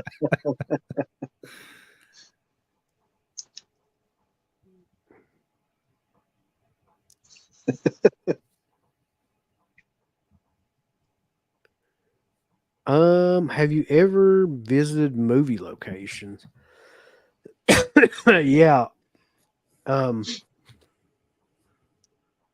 So, God, 2000. I don't even remember now. It's been so freaking long ago. 2000, we'll say 15, 16, somewhere around there.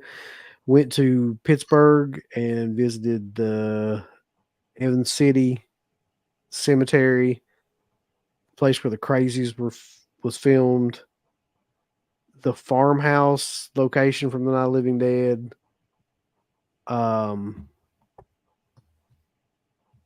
And then there's something else too.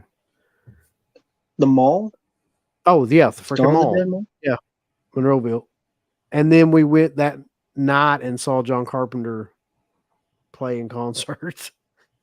That's And it was cool. like right next to Carnegie where Romero graduated or was there or whatever it was.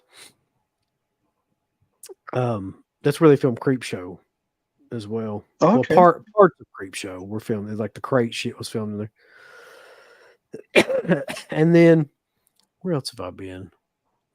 Well, I mean, if you consider Waverly Hills to be, there's movies that have been made about that. I've been there a bunch of times. Documentary or two as well. Yeah, you mentioned the place with the Mothman prophecies. Well, I Oh, guess yeah. that's not the movie, that's the legend. But So we stayed in the hotel room of the hotel that's in the film where he Oh. takes the phone call Mm-hmm. and everything. okay. You can stay in that like hotel, and it's old. It's wow. fucking amazing. It's got like the elevators that have the fucking chains that like come together. Yeah, it's killer. Like we stayed there one night, and it totally was worth it. It just, I don't know. But yeah, have been there. And where was that again? The It's in location? Point Pleasant, West Virginia. Okay. Mm-hmm. West Virginia, okay. Did you go to the bridge? Oh yeah, yeah. I Okay. mean, we went all over the supposed sites, a lot of that stuff. That's cool. Okay.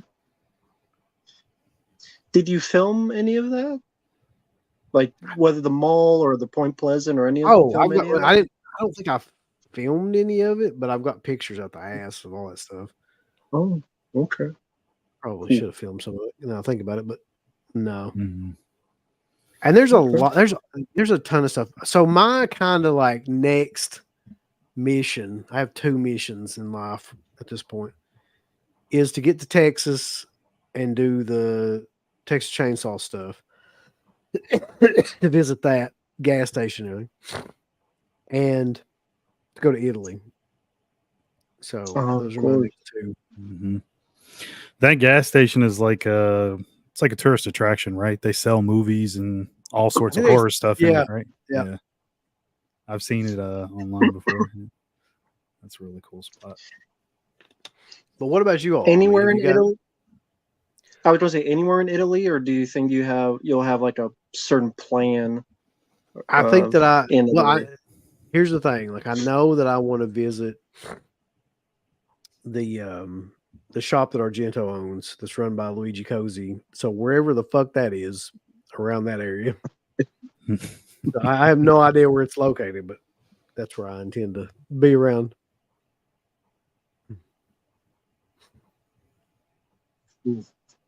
Let's see. Have you guys ever been to any movie locations? Is there anything that you guys would even do? Again, not intentionally, I haven't gone, but again, like all the places. So typically, like when they come here to film anything, you'll know it. It'll make like local paper, stuff like that. I've been to quite a few places. It just wasn't intentionally. They just happened to have used those places in the movie. And they don't really, there's so much production value already here. You don't really even need to like build anything or, make any sets or anything like that. They usually use all the stuff that's already here. So yeah, anything that took place in Chicago.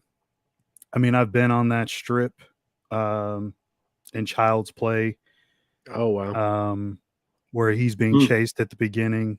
Brad Dourif and Chris Sarandon. The Corner where they shot Heath Ledger in Dark Knight. The museum from Relic, which I mentioned earlier. God, there's so many. That building I've been in for what is it? Adventures in Babysitting.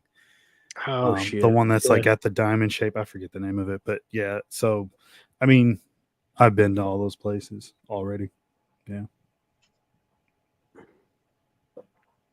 So, Whit Movie says they filmed Blast from the Past right outside my apartment in the 90s, and I got to meet Brendan Fraser. It was pretty badass. And saw Christopher walking outside my window. That had to be fucking scary. Well, Killer. I remember for Dark Knight, I remember a lot of people saying they were going downtown and they had like the streets closed off, and a lot of them saw like Heath Ledger in the full Joker makeup with the coat and all that, and he was just like on a skateboard skating around downtown. That would be an amazing sight. Yeah, see. and they were all creeped out. I mean, because up until that point, you had only really had one Joker, and that was Nicholson. So to see him like that, everybody was pretty mind blown. At least the people that I know that say they went down there to see him, because I guess he just got a kick out of doing it. So. This question's been asked a couple times. So I think Psycho 2 and 3 are the most underrated sequels in the genre. What are your thoughts on the sequels? Love them. Love Psycho 2's my favorite of the Psycho films. 3, it's there. Jeff Fahey in it. I like Jeff Fahey, but I don't know, the story just wasn't big on the story after Psycho 2. But Psycho 2 was like impressive. Psycho was just let down by Psycho 3. I don't hate it, but it's okay. But I think Psycho 2's, at least it's my favorite Psycho film. That shovel scene, it's always crazy at the end. Just the impact. It is. It's killer. But it was.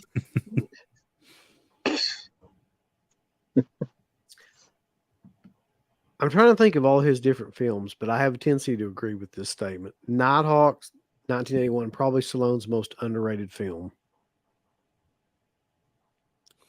Can you all think of another film of his that's like severely underrated? For me personally, I See You. I was thinking of that. I think this is one of his more underrated performances.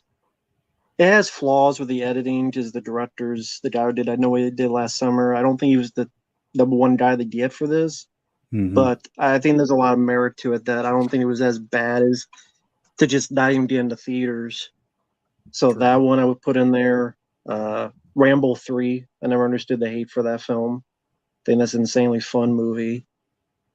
That one, Rambo 3, Daylight, I always liked. Which has Daniel Harris in it. Yeah, that's a couple. Yeah. I would have said Cobra, but I think now more days, like people appreciate that one a lot more. Yeah. What about Demolition Man? Would you consider that to be underrated? Yes, definitely. That's like probably in my top 5. I love the hell out of Demolition Man. It's one of my favorites.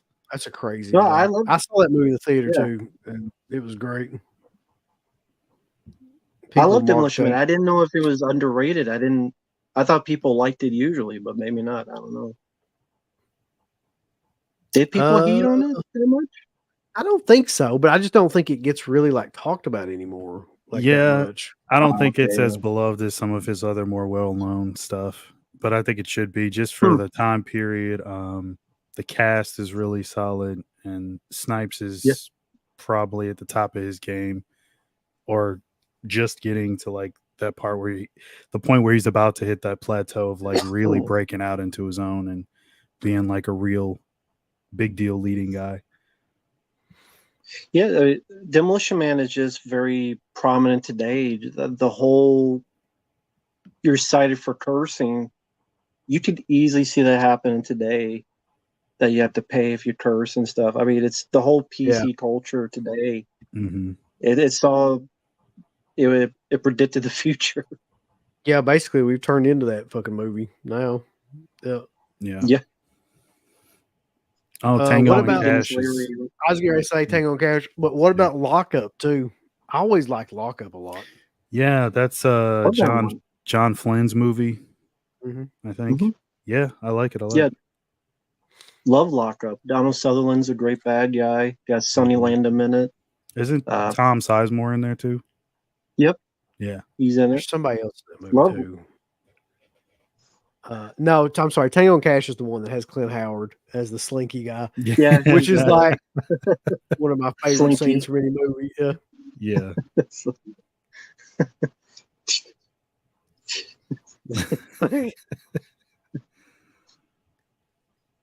This is a good question. Did any of y'all do any backyard wrestling in high school or anything? My friends, I used to record storyline base full cards every weekend and kept most matches relatively safe. No, I can honestly say I didn't do it. No. Although that's amazing we didn't. No, we didn't, but I remember at the time in school we did do like wrestling moves on like people's like backpacks and stuff. I remember the pedigree was one that like everybody did that. You grab somebody's bag, you hook the straps, and then pedigree it. People around here used to do wrestling moves on like other kids and shit and on trampolines. Mhm. It's always like a big thing around here. They like to kill some kids. This is a good question. What's the best melt movie that's not street trash? I've got two I can think of. trying to think of melt movies. Hmm. What are those two? Yeah. The Incredible Melting Man is one of them, and also Slime City. Oh yeah, I love Slime City. It's an independent, well, mostly independent film. Oh, I'll go with the Blob remake. 1988, the Blob remake. Yeah, that's an amazing movie. Yeah, I'll probably say that one as well. That's probably my favorite one.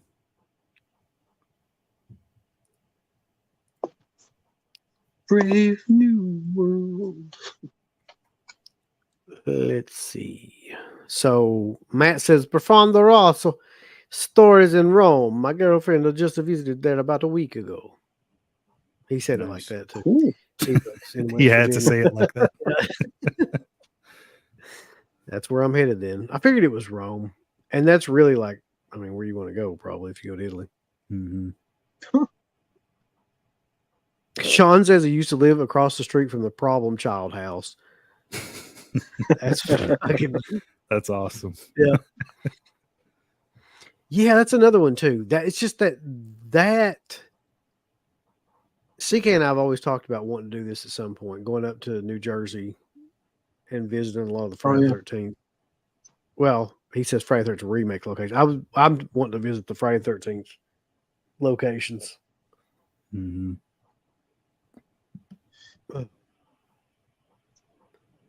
Was the fifth one in that same vicinity too? Of the first couple? I'm betting not. I don't know where the hell they filmed the fifth one. Now that I think about it, That like house, or yeah, I think it's the house in part 4. It's still there, right? The one that's in 3 and 4, like with the barn and everything. I'm sure it is.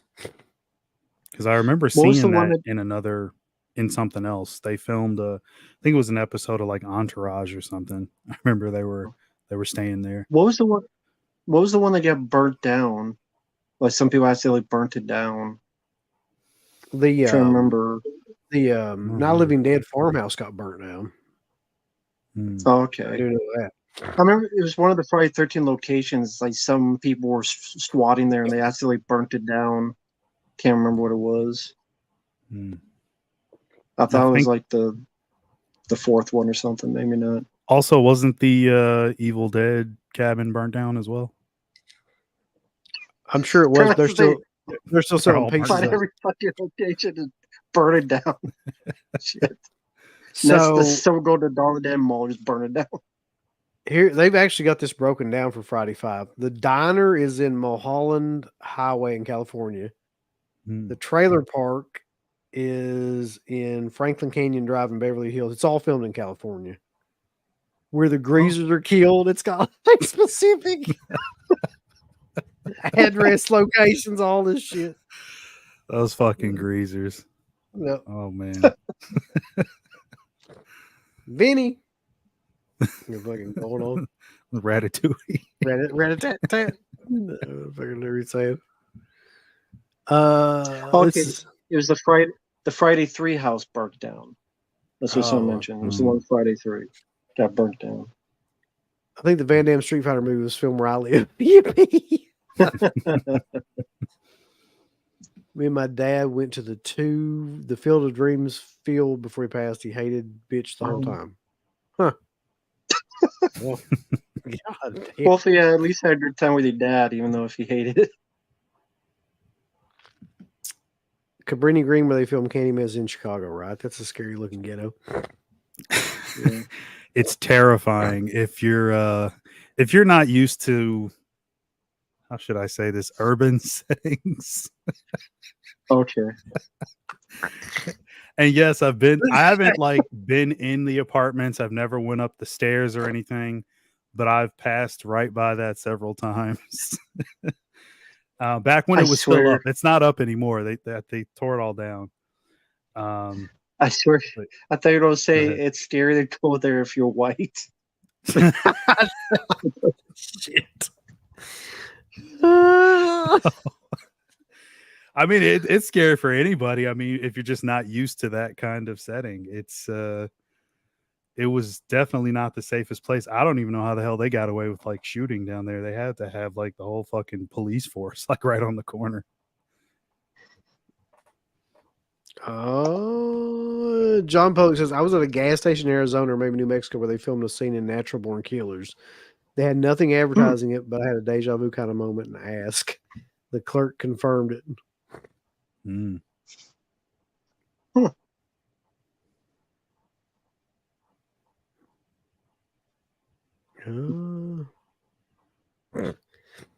We get this question a lot, but I still don't know the answer to it. When's the last time a good comedy film came out? I don't know. I don't know. Yeah, away from Mark's review of the American Society of Magical Negroes, which is a real film. I'm never watching that. I'm gonna fucking pass out if you I showed him that yesterday. The trailer. He just had. That's the not a real crazy- thing, is it? Yes, it is. Yes. It's a real movie. With David Allen Greer's in it. Came out this year. It's about. Tell him the scene, Mark, with the shark. What? How does the line go? I forgot already. It was like, what's the scariest thing on earth or something? Was that what it was? And they're in front of great white sharks. Great white sharks. And the guy answers sharks, and he goes, no, white people. And they're in front of a great white sharks. Because the story's about, there's literal timers, like little things on these black people have to calm white people down, because if they don't, they will hurt other black people, apparently. Because they have to be like Will Smith from Ledger Bagger Vance, like those type of nice, quote, black. So there's a society that find white people and they calm down situations so they don't hurt other race people nearby. And there's a meter that shows their rage of how calm they are or not. I'm not making it up, folks. You saw the trailer, Mark. I did. Well, we've really gone in an interesting direction in this country, haven't we? Shit like that's That's a real movie. I'm gonna watch that the day that it comes out. Is it out already? I gotta see it. Yeah, it bombed in theaters and it is out. I can't imagine I why. had to see it. Oh God. That's a real film, folks. That's how it is today. And that was a comedy. Supposedly. Yeah. Yeah. Favorite. Sorry, I had to mention that. You mentioned comedies. Favorite Mel Gibson film. Oh God. Hmm. First Lethal Weapon for me. I was getting ready to say the same thing. I'm like, I'm not even going to fucking try to bullshit. It's the first Lethal Weapon movie. Yeah. Yeah. I mean, I like Braveheart as much as the next, pseudo Irish Mhm. person, but it's got to be Lethal Weapon. What's his most underrated movie?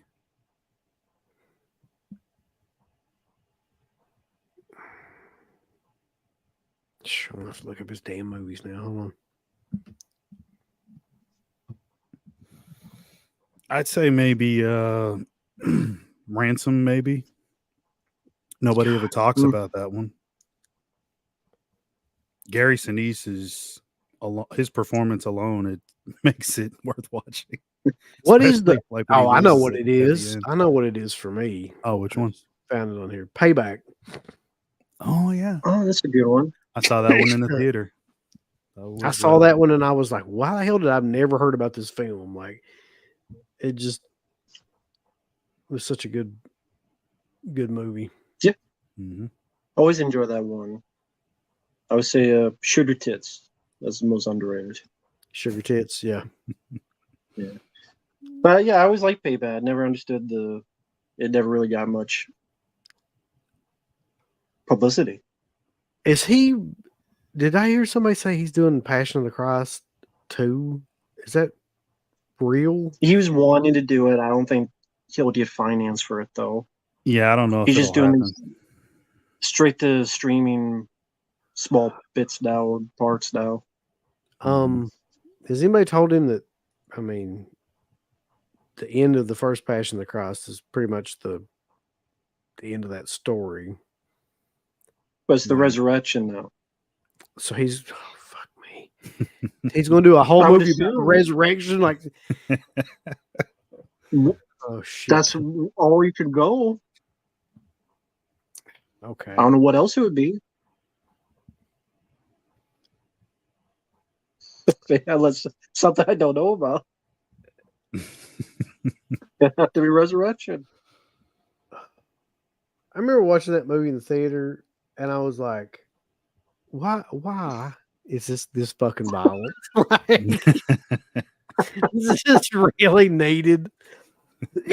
And people are just crying and like sobbing, and I'm just Were like, they this is the really most- in a theater? Oh yeah, yeah. This is like I'm like this is the most unnecessarily violent movie for no reason like I've ever seen. Yeah, I remember a lot of people weren't happy about that when it came out. There was some protests and stuff like that. They just, yeah, it did really well, but Oh yeah. Oh yeah. yeah, I'll never watch it again. Not my cup of tea. You're right. It is pretty violent. You're right about that. It's not a film that's like you want to go back to and be like, oh, this is a good, this is a good time. Pop this on, have a few beers, and watch somebody get the absolute dog shit beaten out of them for 2 hours. Yeah, Yeah, it's not really a party movie. no, not at all. Maybe his new movie will be though. He's in a new movie with 50 Cent. So No, he's not.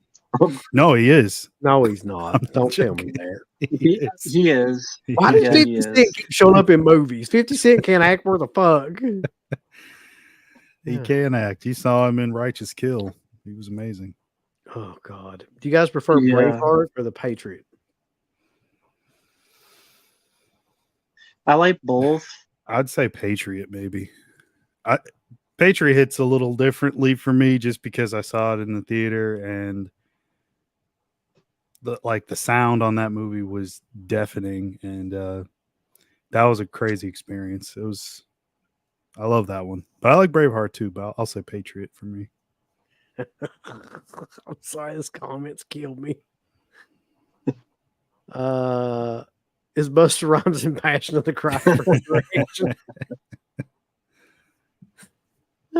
I hope He so. should be, yeah. I hope so.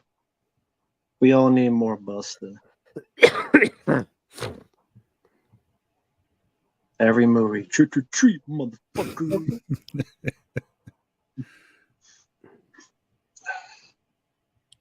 I knew this was going to be what it was. Gibson said it would be in part about revelations and the end times. Yeah, because that's just where that motherfucker's at his head at this point. Like crazy people, I'm gonna just tell you right now, when you get to be like delusional, like Mel Gibson got there for a while, you always start to think that Revelations is gonna fucking happen. I've noticed that's a common theme. Mm.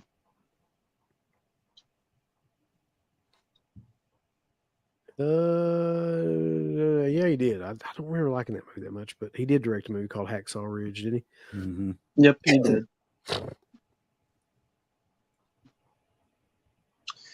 Thoughts on Romero's Amusement Park? I hated that. Didn't see it. Didn't watch it. Did you watch? You didn't watch it, Mark? Mm-mm. It was on Shudder, I think. Yeah, I do remember it was on a stream. You know what? I take that back. I probably did watch a little bit of it, but I think I turned it off. Either that or did I watch the trailer? It was like a big deal when it was finally being released. Everybody was hyping it up. But yeah, I never seen it in full. I mean, I didn't even know until a week or two ago that he made this like Bigfoot short film. That I guess is only with film. Forget where it's like some association owns it now. It's like a Bigfoot found footage short film. I never even knew till like 2 weeks ago. Mm-hmm. It's like a 20-minute short film he did in like the 90s or something.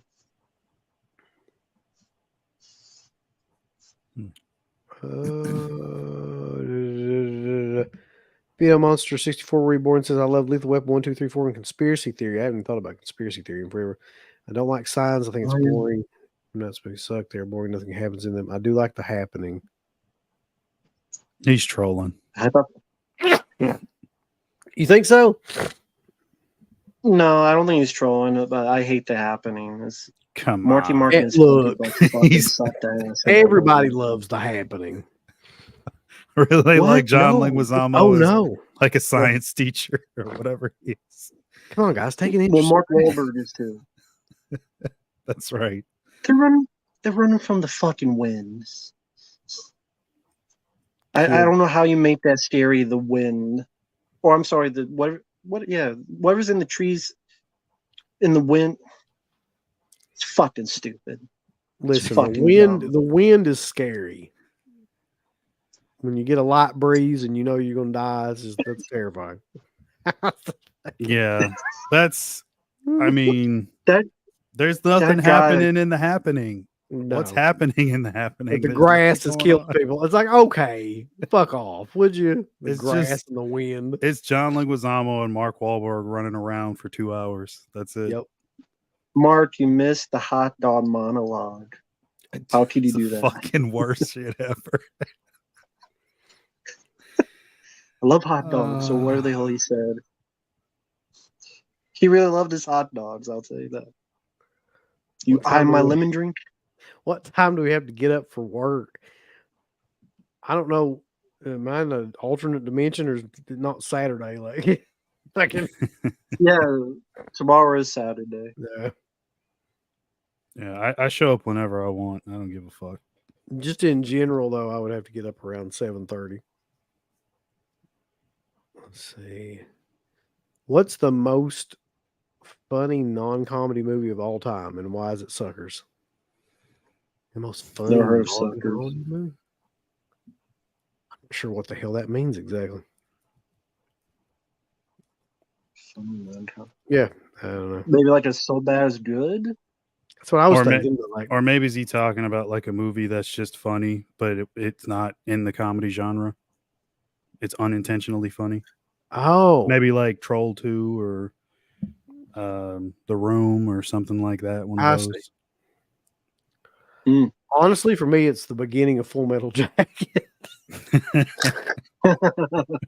This is one of the most unintentionally funny, like 30 minutes ever put the film, really. Where he's just berating all those poor fuckers. Yeah. Let me talk about that movie for a second. Like, I can't be the only person that believes that the first half of that movie is like a classic, and the second half of that movie is like just okay. Like when they actually do the war shit, it's just like it's fine. But everything in the boot camp is crazy good. Sort of like after the point of D'Onofrio dying. You mean Yes. like after that? It becomes an entirely different movie, really, and like I don't think it's Mhm. near as good. It's hard to beat Arlie Army's energy.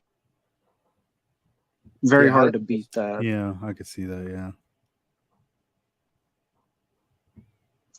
I mean, I just know don't- Matthew Modine's the lead, but you don't really follow. You didn't feel like a lead in the second half. It's kind of just a group, which I like that it's a urban warfare. It was felt different, so I do like the second half. But there's not really a central lead in the second half like Arlie Army and Vincent D'Onofrio. It's Mhm. kind of just group being pissed off and dealing with the sniper and Adam Baldwin Yeah. being crazy and so. it's just not very interesting. Like after that, like you just I don't know. And I like you said, I don't think Matthew Modine's a good like lead to hang an entire part of a movie on.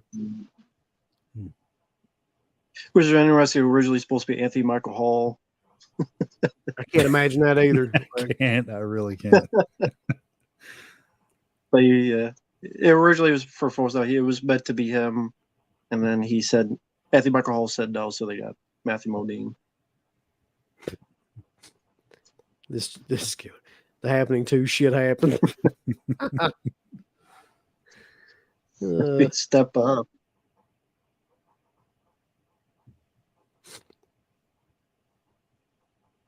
Oh yeah, I forgot about Maverick. I always liked Maverick. Speaking of Mel Gibson, Yeah. That Movies. is, that's I like solid. Maverick. It's a good one. Day of the Dead is actually pretty funny with all the shit with roads and stuff in it. Yeah. Yeah. That's yeah, it is. It is very funny. I mean, it's the best one, so I always got to throw I'm not- that in. Yeah, I'm not getting into it with you. What? Speaking of which, what's the worst of the Dead movie? House of the Dead. That's pretty good. I still think it's Survival of the Dead. I think that's the worst.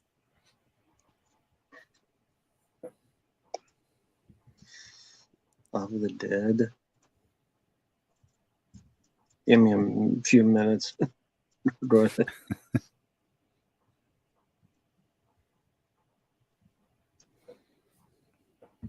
Fuck if I know. It's too many. Either that or House of the Dead too, but I mean, it's just more of the same, but plus sticky fingers. Sticky finger.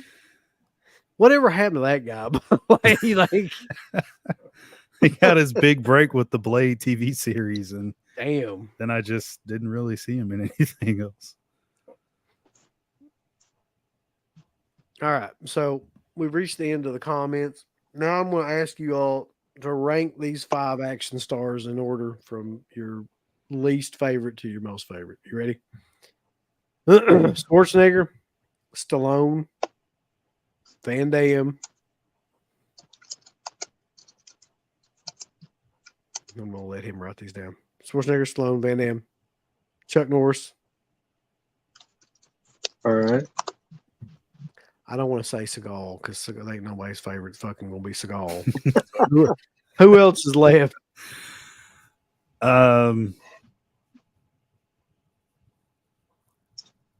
Bruce Lee, Jackie Chan, Dolph Lundgren, Bruce Willis. Bruce Willis. All right, let's do Bruce Willis. We don't ever talk about Bruce Willis.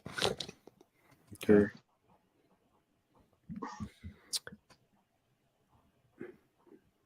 Least to favorite. Least to Okay. favorite, yeah. All right. Mm.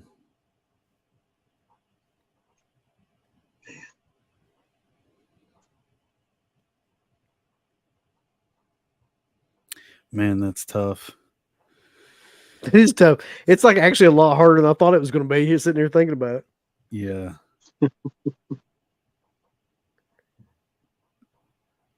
Norris would be my least favorite. It's so fucking hard for me to say that. I mean, I like everybody on the list, so it's like I'm just Yeah. trying to think about stuff that I would watch the most or that I love the most personally. And for me, the first Die Hard, I mean, I've probably seen it more time than any of Norris's movies combined. So I guess mine would be, again, least to favorite: Norris, Willis, Stallone, Van Damme, Arnold. For me, Hmm. I like that.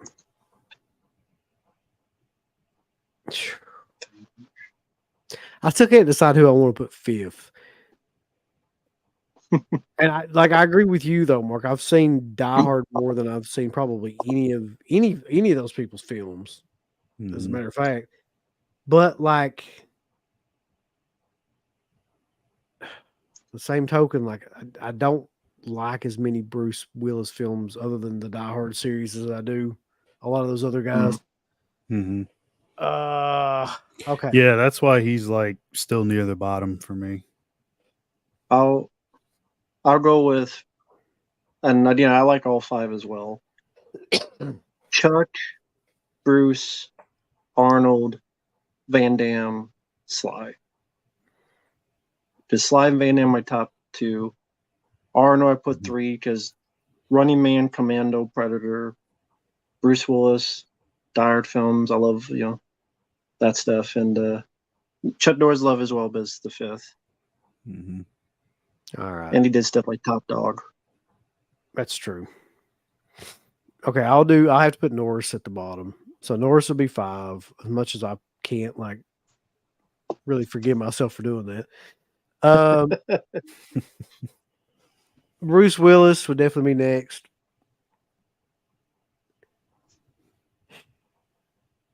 Fuck. It's the top 3 that gets you, really. For me personally, okay, it would go Stallone next. I'm just going to be honest about it. Like, it'd be Stallone, Arnold, and Van Damme. I think Van Damme is my favorite. Nice. Good choice. I think for Bloodsport, Kickboxer, and Lionheart alone, I would fucking pick. And Hard Target, I'd pick Van Damme. Mm-hmm. Good choice. And Street Fighter.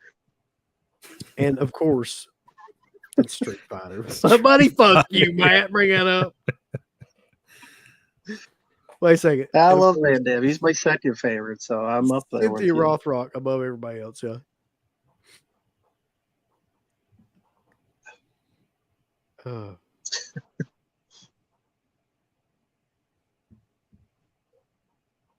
Talking about, oh yeah. So a couple people we did leave out here. Bronson, which I didn't even think about. Mm-hmm. Of course. Would it change anything if you added Bronson into that list? For me, no. Take Morris out, put Bronson in there. Would that change anything? He'd still be last. Yeah, I think that's true too. Yeah. Yeah.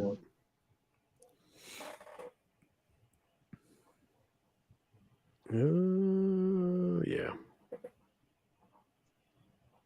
Lundgren, it'd still be the same thing. And Wesley Snipes. Mm-hmm. Clint Eastwood. Oh fuck! Now you're just.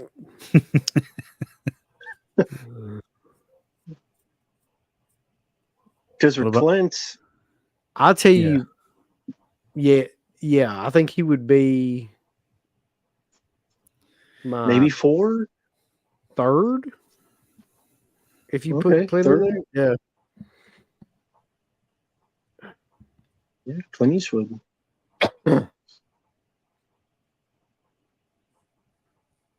Charles Bronson might be one of the most underrated in terms of like how actual tough that guy was in real life.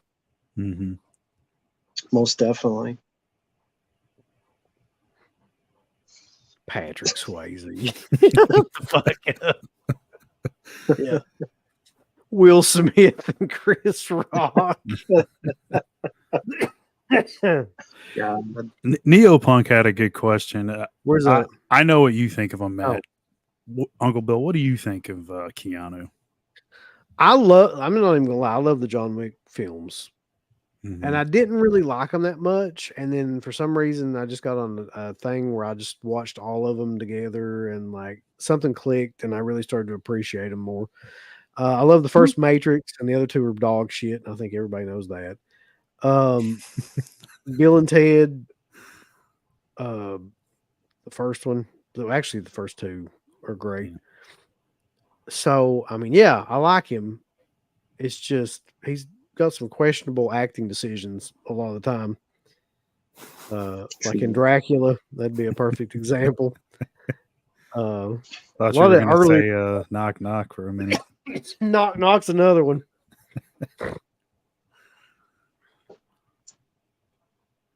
Yeah, I think you like that one, right? Knock knock. Do you like rock one? So okay. like rock one you do like. I know CK loves the ladies. Yeah. Right. Look, what's her name?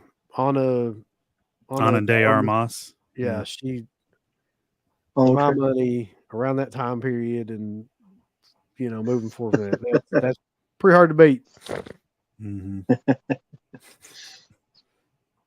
How do you forget Eddie Murphy? He's got Burial's Cop coming out. You forgot Eddie Murphy. I forgot about Eddie Murphy.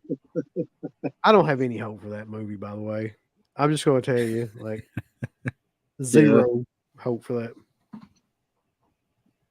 Understandable after Coming to America too.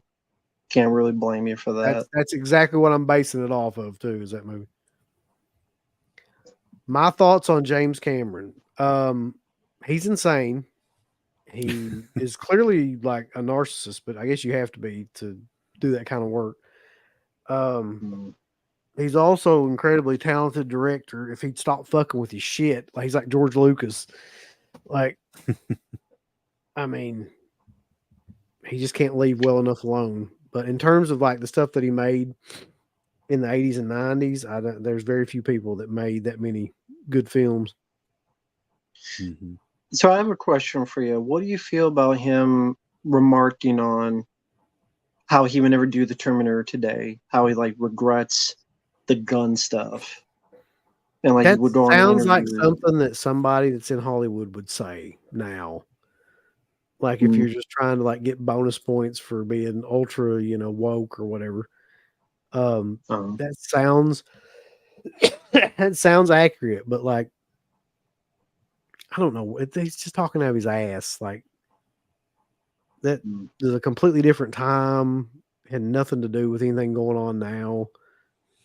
I don't even know why he would bring that up. Well, people were asking him because his new films were coming out, and I don't know why you would be mad about those films and mad about guns, and I don't know. He does the Avatar films. He's got guns in them too. So I don't know what the hell he's talking about. CGI guns and CGI people and CGI Maggie Gyllenhaal everywhere. God, that'd be horrifying. CGI Maggie Gyllenhaal. You'd have to have 1 million animators just to do her fucking head.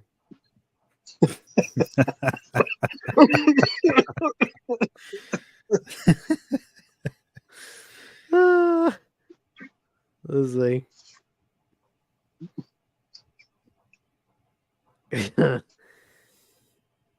He would be nothing without Terminator and Aliens. I don't know about all that shit. I mean, Terminator definitely made his career, but I don't. He also did True Lies and Abyss and Titanic and Avatar, and I mean, he's made like billions of dollars on that shit. Even though I fucking can't stand Avatar movies, and I don't know anybody that fucking can stand those movies, but people still go watch them like crazy. Right? Yeah, it's got an audience for sure. I mean, I'm not in it, but I can't go wrong with the box office. They're not for me, but I can kind of see why he likes to stay there. He said it was like his dream project for a long time. I think he said since he was a kid he wanted to do those kinds of movies, but he had to to wait until technology could catch up and where he could actually pull them off. His dream fucking sucks. Yeah. Well, I know he made the Terminator from a dream, so he got the idea, initial inspiration. So. Well, that'd be a nightmare. His nightmares is what he should do more. His nightmares make good movies, not his dreams. Yeah. Do more nightmares. What about Michael J. White? Do y'all like any of his movies? Oh yeah. A handful. Yeah, I mean, unfortunately he does make a lot more bad stuff than good. But yeah, he's got some that I really like. Yeah, Blood and Bone was fun. I liked forgot the name of it. But yeah, Black Dynamite was fun. Sally, I did see his Sudden Death sequel, but not sequel. Welcome to Sudden Death, and that was atrocious. Like, if you had all like Sudden Death of Van Damme, that film is just pitiful, cheap. Just horseshit. What about Jaleel White? I loved him when he was Bruce Leroy on Family Matters. He went into the machine and became Bruce Lee. Uh-huh. That's a real fade, folks. God damn. He would go into a machine and turn into Bruce Lee. I don't know if that'd be PC today, become an Asian, but I don't think they do that now, no.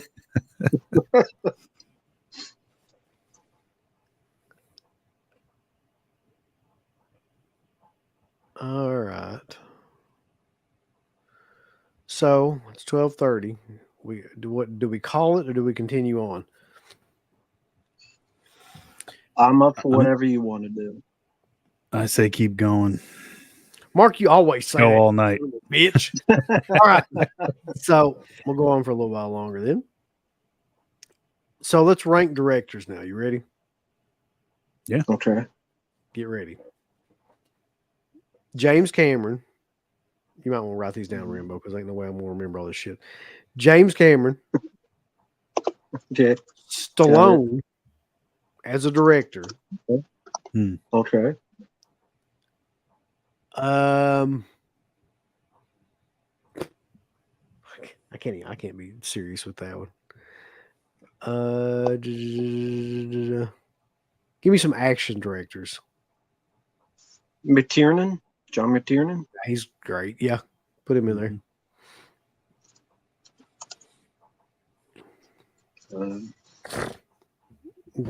That's the one I was going to say, but I'm like, I can't be serious with that. Rennie Harlan.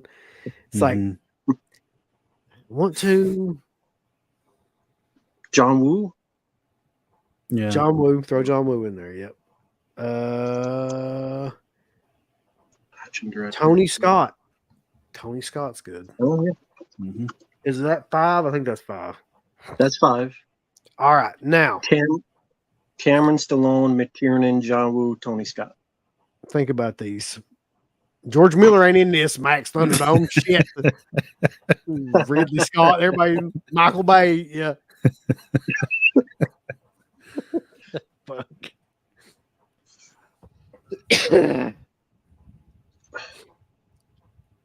So least affair. Wow.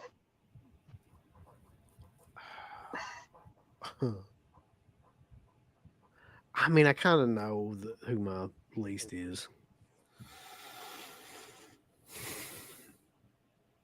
I hate to say it.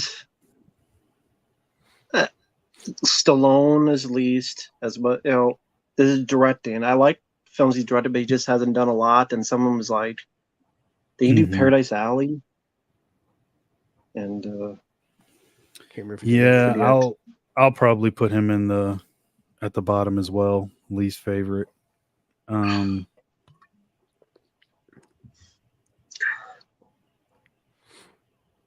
It's tough.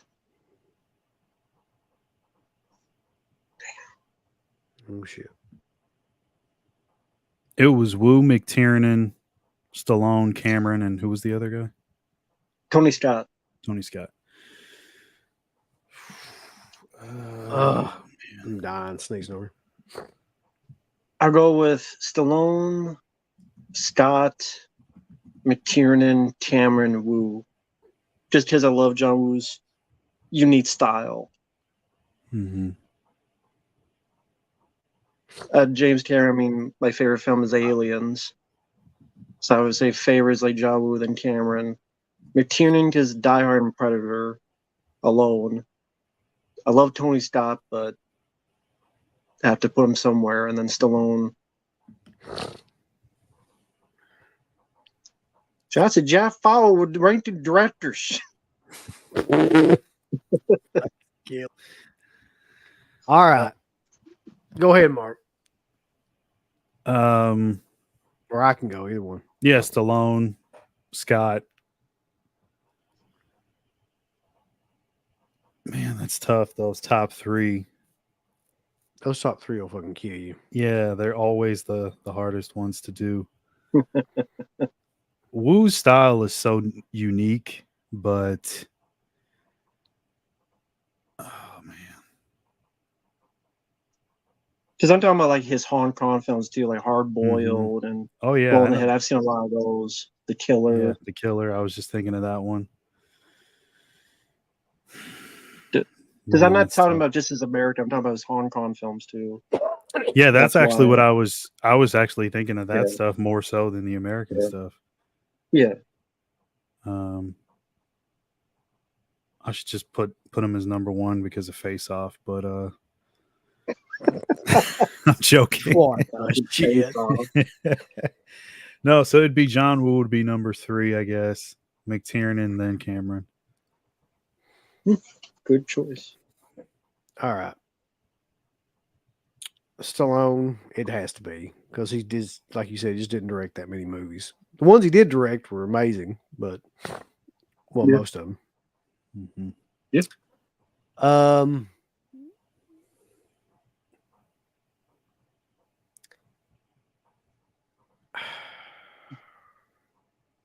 See, here's the problem. Like, Tony Scott is amazing, and he directed like some great like modern films, but like I've got a whole nostalgia boner for McTiernan and a lot of the shit that he directed. So I'd probably put Tony Scott next. I'd probably put McTiernan third.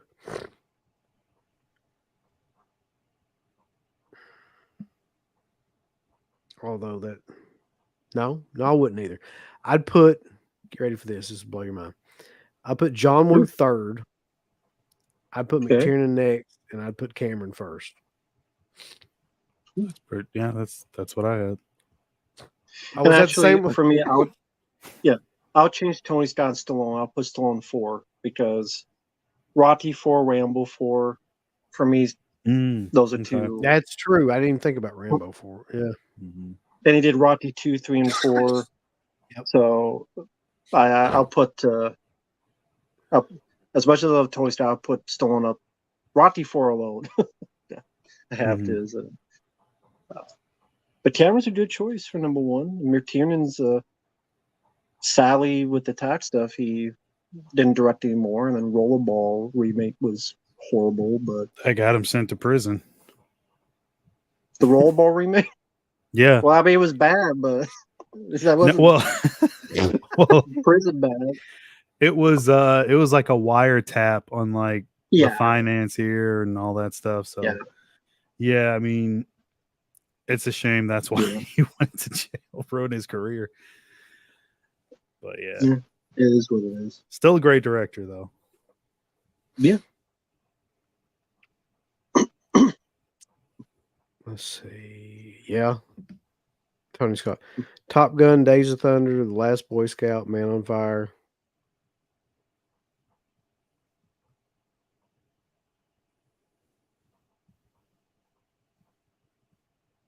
Yeah, I Shit. mean, hell, Last Boy Scout alone is it's just cinematic gold. Like it's the early 90s action. Like it's one of those ones that you have to watch. If you recommend somebody who's never really watched early 90s action, that'd be on the list. It's got all the right moving parts. It's good pace, tons of really cool action, great shootouts. Willis in his prime. Wayans is actually really funny in it. They have great comedy, timing and stuff back and forth. Yeah, it's got pretty much everything. So yeah, I love me some Last Boy Scout. It's amazing.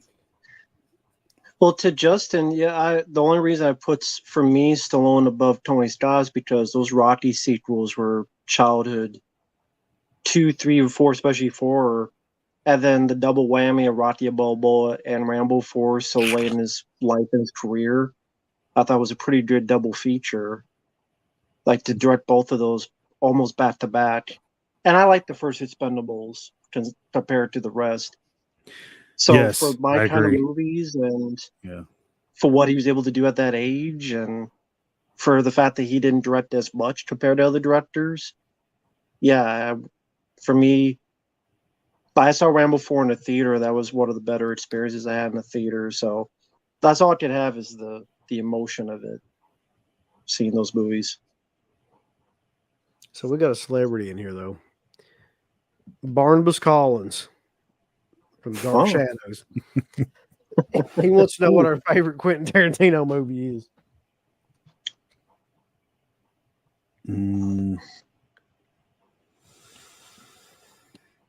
I mean, I usually say Pulp Fiction is probably a favorite, like at the top for me, but I guess that could change because Django Unchained is just so entertaining, all the shootouts and stuff. I mean, but they're two different movies. One's like pure Southern action, Southern Western action, I guess. And then you got a drama crime film. So it's, man, that's tough. Those are like my top three, though: Bastards, Django, and Pulp Fiction. I'm always going to pick Inglourious Bastards because I just don't think that movie can be topped. Just the performances in that and the set pieces in that are insanely good.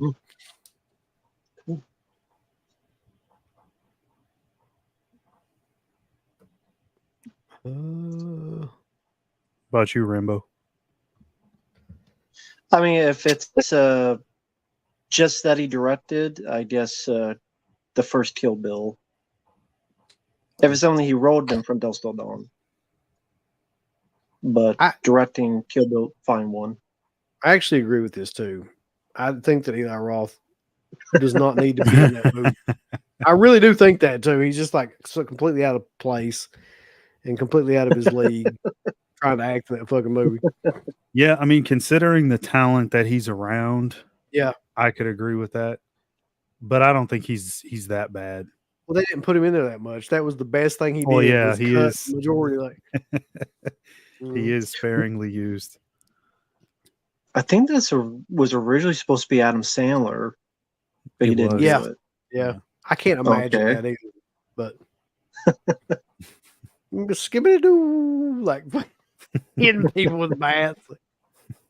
But that might be better than Eli Roth.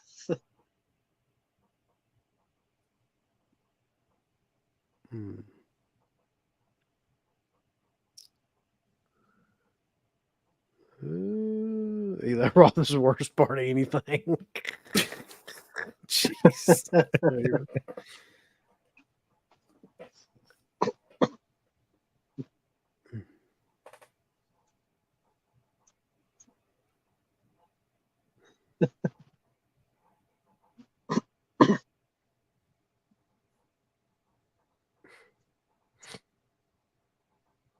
Yeah, that's true.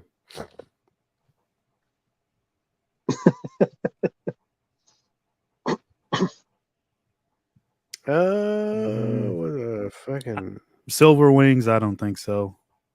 Would Django still be as good if Will Smith had starred? No. Fuck.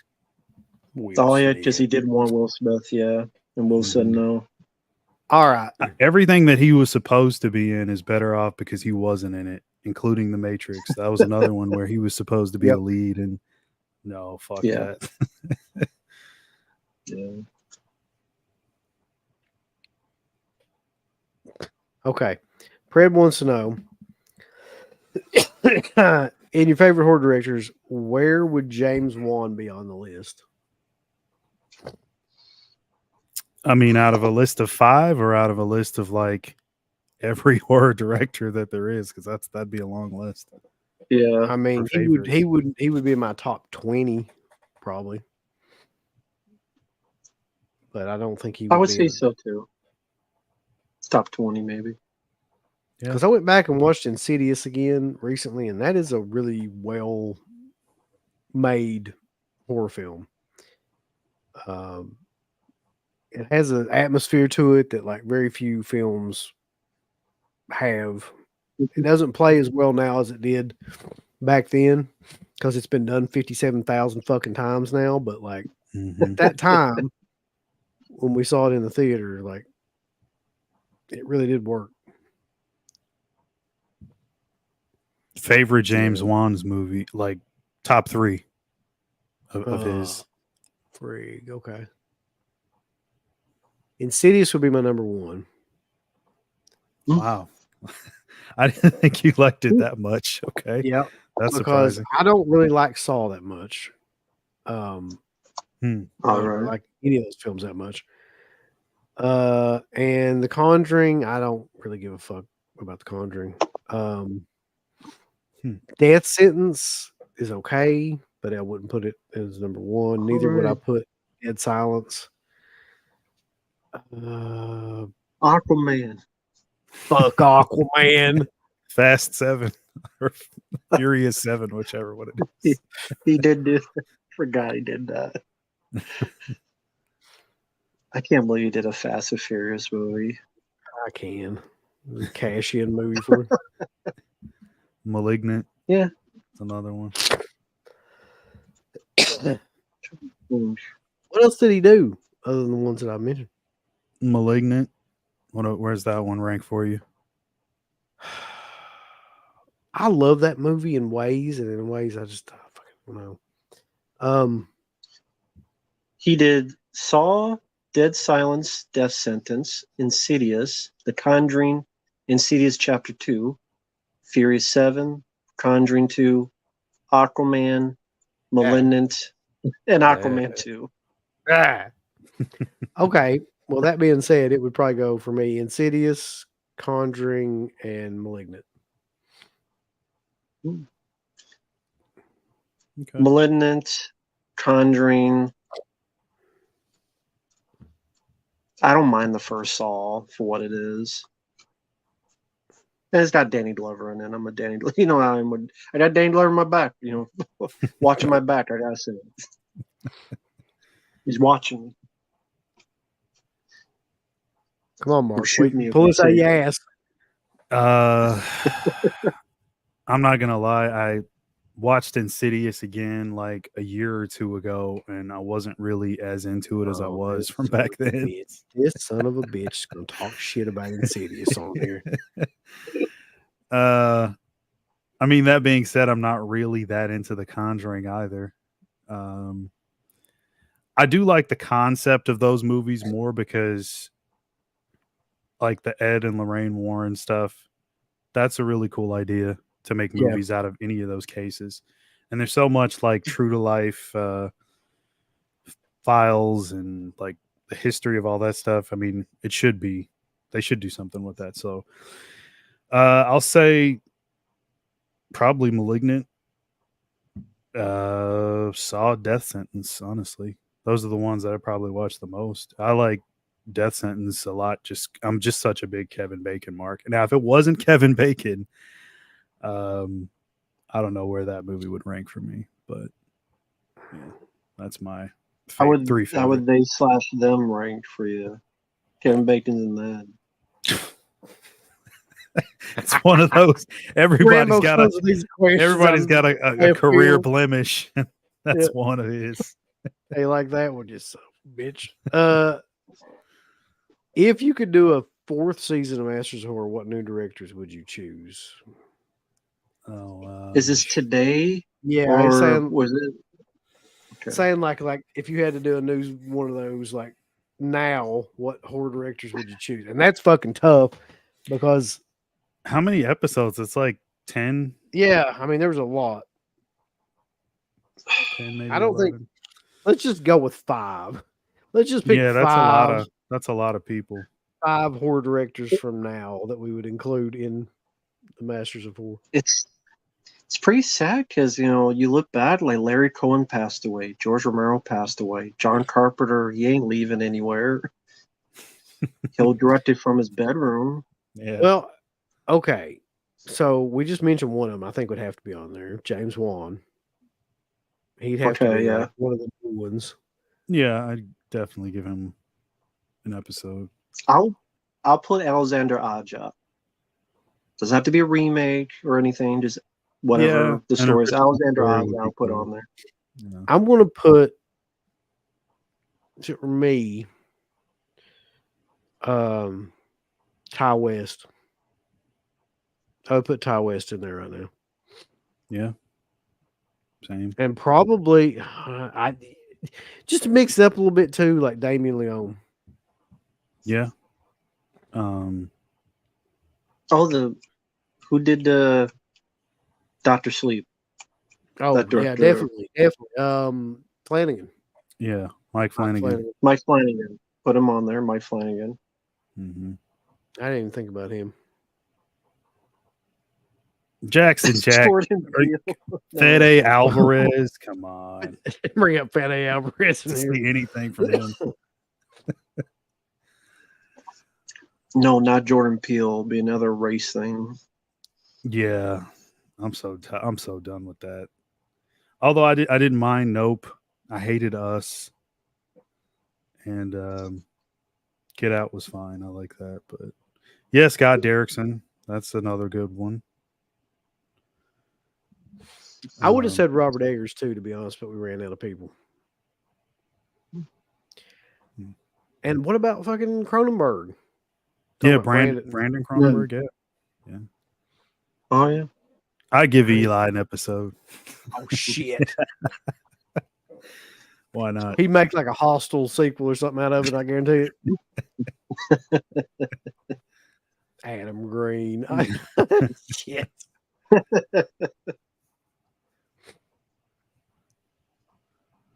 Uwe Boll, give him a comeback. Oh God. I don't know how that man He's ever got money for any movie. You know who would have been a good Gold. one too? Although he hadn't done shit in forever. At one time would have been Neil Marshall. That's right.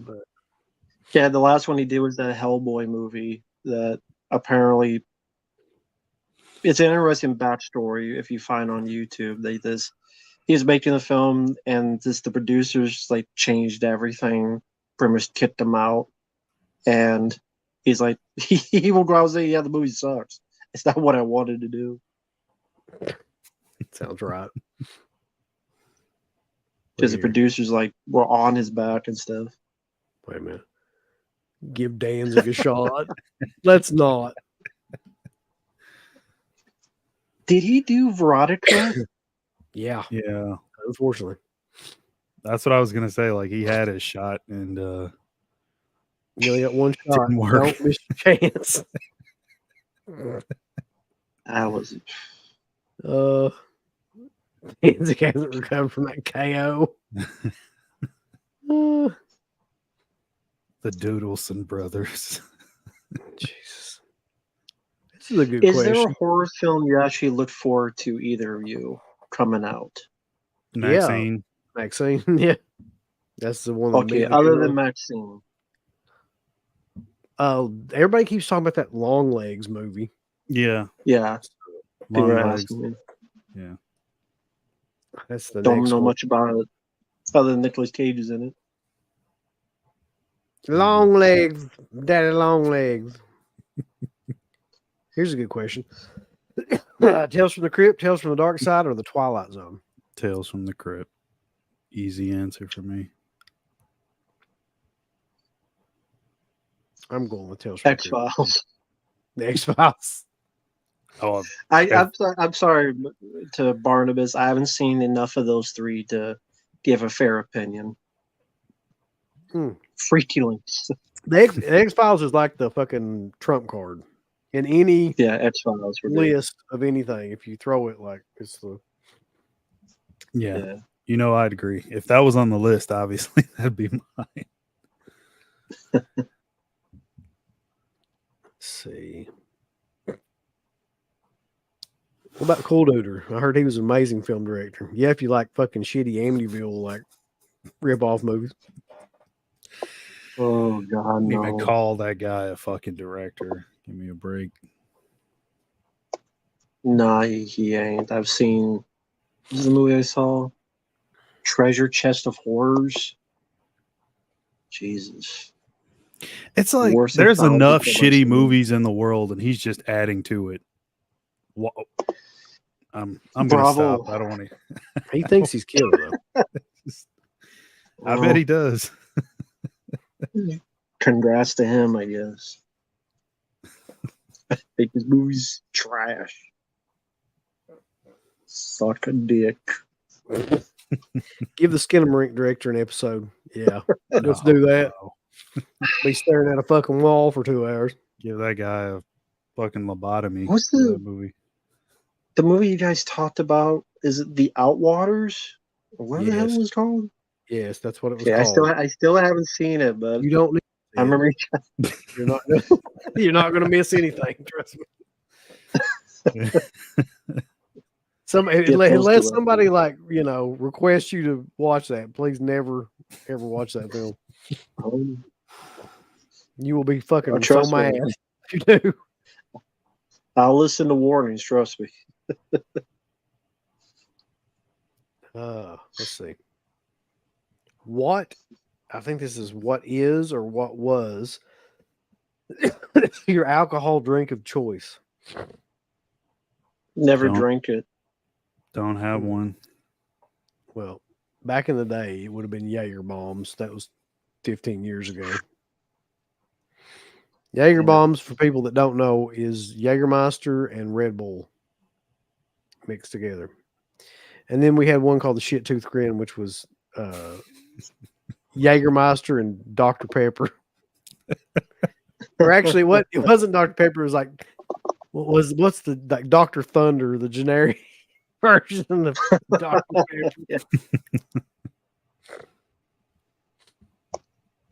Pepper. Oh yeah, I wanted to wish Uncle Bill good luck. I guess in the future you're doing Alien 3 sequelitis. Oh, or something. Good luck. So Carter requested that we do a sequelitis, and the two films were Alien 3 and the I Spit on Your Grave Deja Vu, which is like 3 hours long. So is that alternate cut of Alien 3. They're both like 3 hours. So I think he just got bored and wanted to torture us for that time.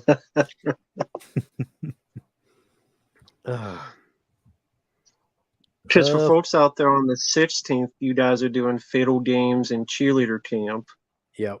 And then on the 20th, you're doing the Horror Media Hall of Fame with Garrett. Yep. On the 20th. So I guess that one will be after. I guess the 20th. Have to be. Okay. I don't know when he's going to put that in there. I can't think of it. And are you coming back with the Tour of Italy? Or No, was that Tour the of finale? Italy. Tour of Italy is shut down now. It's going to be Exploit Nation Okay. whenever I can figure out like what the hell next thing I want to do. Okay. Don't worry, I'm not going to say. Never mind. What were you going to say? What the fuck were you going to say, man? I'm just curious. Disney made it. Zippity doo dah, zippity day. No. God damn it. No. I know.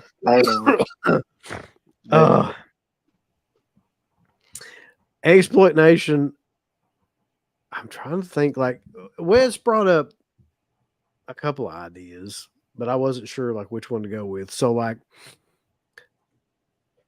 you've got like the they call them road movies, car movies, things like that Oh, that you could do. Or hold on. We still haven't done really like siege movies, like oh, Assault on Precinct 13, Siege, just different movies like that where people are holed up like from gangs and stuff. I'd probably include Death Wish 3 in that as well. It's kind of Yeah. a movie like Yeah. that. oh. Women in Prison, that's a good one, Dirk. We haven't done that one yet. Caged Heat, Station, yeah. all that stuff. Mm-hmm. Justin, I think that like I'm running out of people to fucking do bulls. I'll be You honest can with you. do Poopy Avati.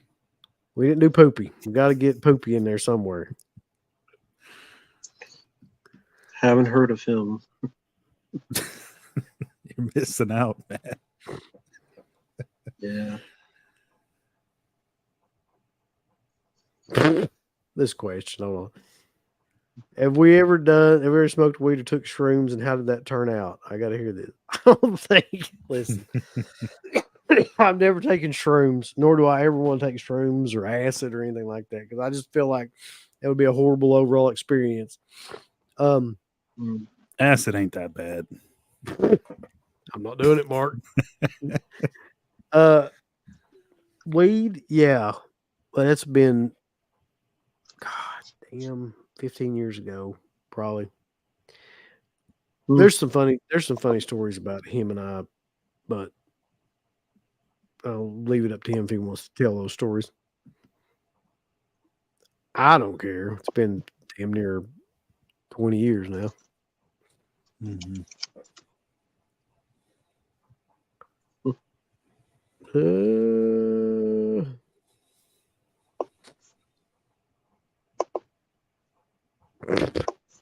Which modern series sucks more, or franchise sucks more, Terminator, Alien, and why is it Star Wars? It totally fucking is Star Wars, by the way. Yeah, Star Wars, yeah. There's not even anything close. Yeah. Yeah, pretty much, yeah. Justin, we did Martino. God, that was like the last season. One of the last episodes we did. Dirk and I. Dirk was on that one. I do remember. Definitely doing Martino. Yep, 11 months ago. Still on the channel.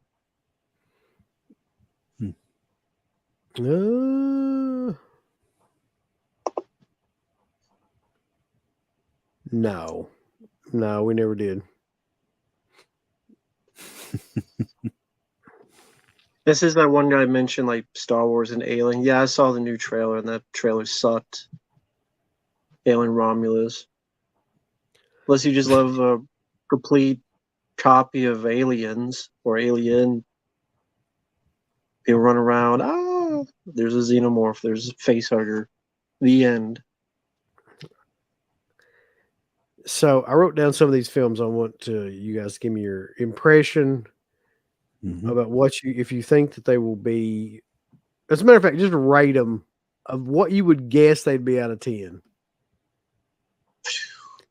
Okay. Beverly Hills Cop 4. 6 out of 10. So it's not what I hope, it's what I think. Yeah, like if you're betting, like this is how good this film is going to be. I'll be nice. 4 out of 10. That's what I would say. I give it a 4 out of 10. Okay, Beetlejuice. Fucking 1. That's what I was thinking. I give it a 2. I'm going to be gracious. Alien Romulus.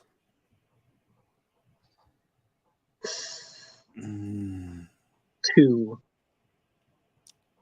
I'll be nice and say 5 out of 10. I'll give it a little bit more than that. I'll say like 4. Yeah. Twisters.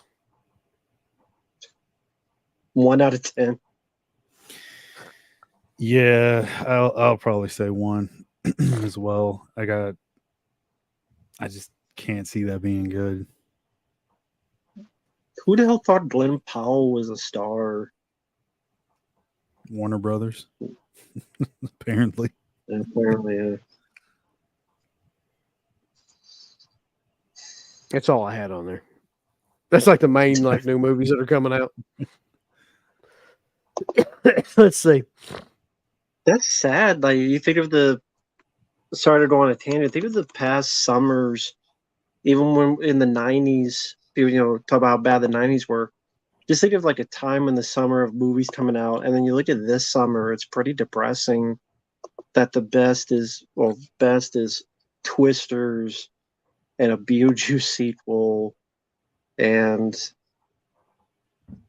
a Burial's Cop that's not even going to theaters. Yeah, just Nope. I don't know, something about that just I don't know if something doesn't showcase how bad it is in movies today. I don't know what would. I forgot about this one, but Super Batman Nerd put Deadpool and Wolverine. I don't know. I'll give that one a little bit of a higher rating, at least a 6.5 out of 10, only because I like the second movie a lot more than the first.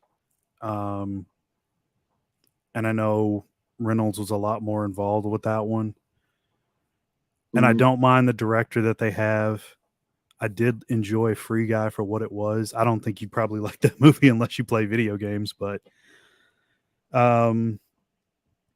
yeah, I mean, I know they got such a great like chemistry like off screen, so I would imagine it would translate really well on screen. Hugh Jackman and Ryan Reynolds. So I think it'll be one of the better movies of the year.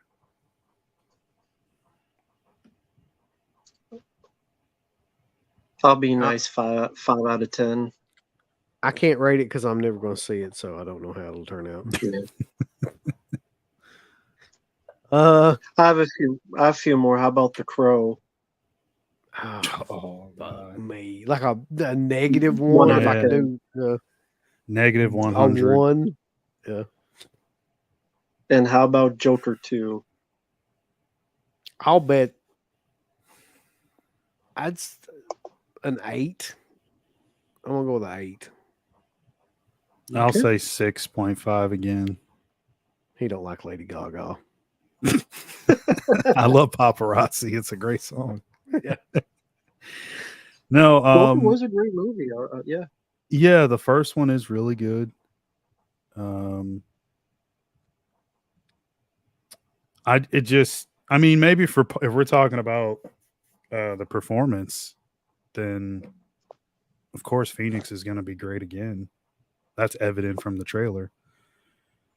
So I mean, off that maybe like a 7.5, but movie overall, I'd say 6.5. I don't know about Lady Gaga and just the whole musical aspect. We'll see how it turns out. I just don't put my money against Joaquin Phoenix at this point because that dude seems to be. Would you rate Beau is Afraid then? I'll never see that movie. I don't know what I would rate it. Okay. Listen, I know what Matt would rate it. I don't want to sit around and watch people make pudding either. I mean, it's just movies. I don't like movies that have no purpose, no coherence, like no reason to exist. Mm-hmm.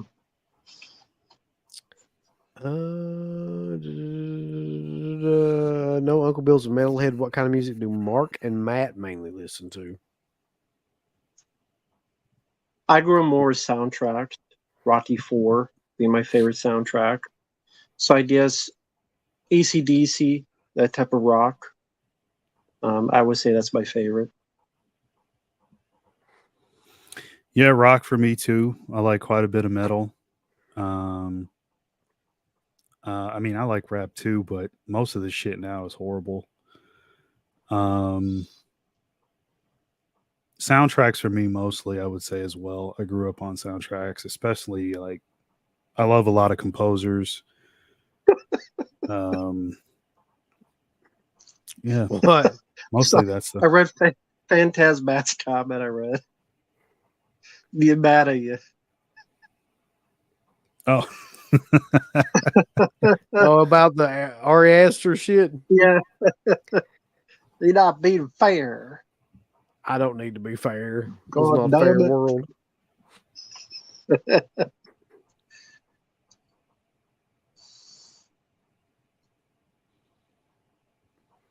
That's kind of you, I- Justin. Thank you. I agree with that. I also agree with this. thank you, sir. You Appreciate get on it. there, and you join that fucking baller and shot caller thing, and you request it, and I'll fucking watch it. You ain't gonna do shit. You want shit and fall back in. It's all you're gonna do. Hey, you may very well like it. A lot of people did. Hmm. Wasn't for Yeah. me, but doesn't mean, you know. Like I say, Abigail wasn't for me. You liked that one. That's cool. No, that's not me dissing it or anything. It's just sincerity. We all have different, you know, tastes and stuff. So Uncle Bill may like Bo is Afraid. Just the penis monster thing. There's no way I'm gonna like that movie. I just know. You might. Shut up, Mark. I No, agree. It won't. was incoherent and pointless. I agree with that.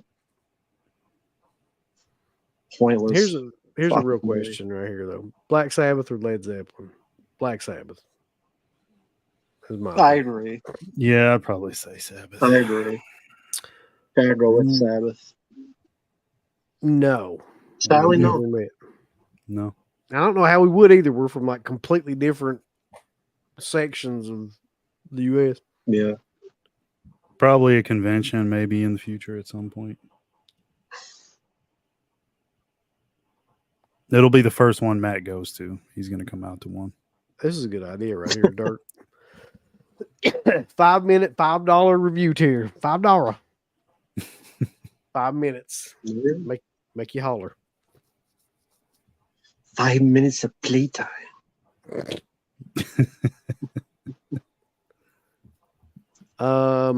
Pretty much he's exactly the same. Like there's no difference.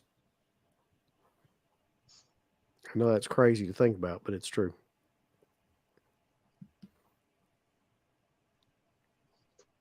Work of art, my IS Matt. Kiss or Britney Spears? Killer.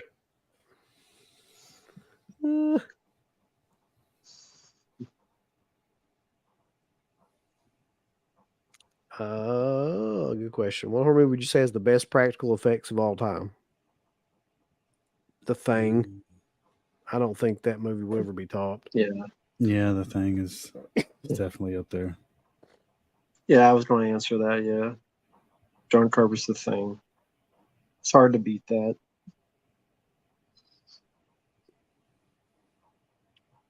See, if you just listen to me, good things happen. Any of you get Crazy Fat Ethel yet? I watched it today. I got it. Was not disappointed. Good extras too. No, I didn't get Crazy. Listen. Some of the shit Oh, you man. watch, you won't watch Crazy Fat Ethel. Come on. Buy that from Vinegar Syndrome. Hottest woman in horror of all time.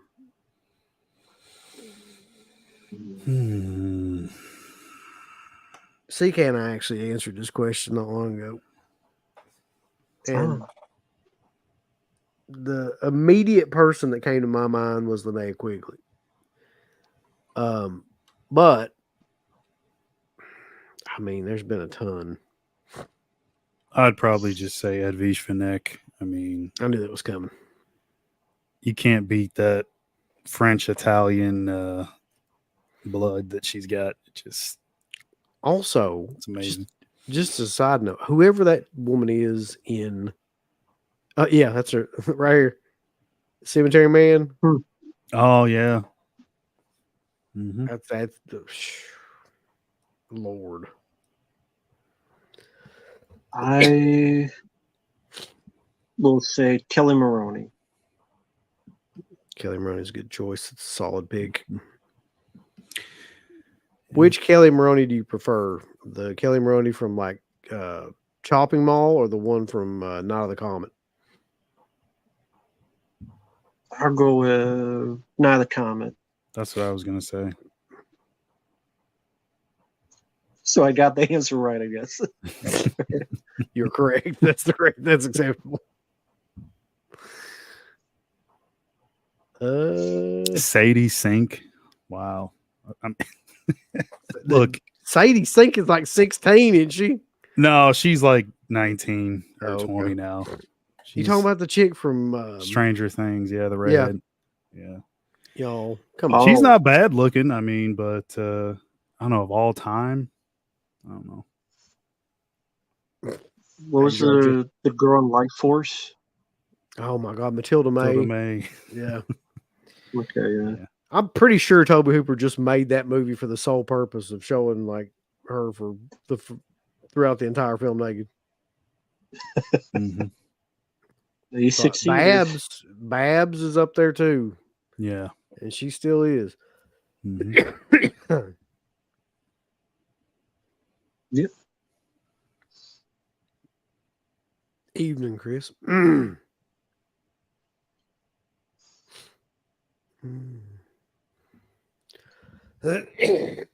about Mia Goth? What are y'all's thoughts? I like her a lot. She's attractive. Definitely. Just don't pee around her. You can't do it. Well, we know the outcome, so maybe I will. That's true. Yeah, depending on how you. Wait, what? Yes, but what? Listen. Have you seen an Infinity Pool before? I don't remember much about it. Okay. I'll let you explain the scene, Uncle Bill. You go ahead. All right. I'm going to be as delicate as I can with explaining this scene. So there's a scene in it where, what's the dude's name? Skarsgård. Skarsgård dudes. There's like 50 of them. He's using the bathroom, right? Number one. And she sneaks up behind him and gives him the old reach around handy. Oh, okay. While he's like, peeing. I don't think I made that any better by any of that description. I think I made it significantly worse. Gotcha. This is not going to get monetized. I'll just go ahead and tell you. None of this. The mayor's got a point. What do you say? Anya Taylor-Joy. You got to thank Look, buddy. I won't have any disrespect. That's not a good point. That's not a good point. I saw Furiosa. She wasn't that good looking in that movie. Granted, that movie wasn't that good either. I was gonna say everybody in that movie is like covered in like shit crumbs or whatever, all that fucking dust, and whatever the hell.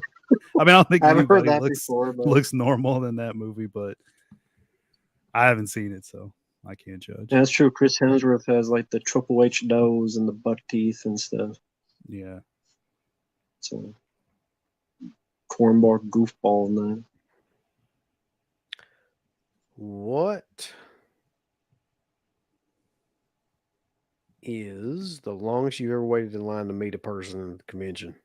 I know what my answer is. I'm still not sure why I did it.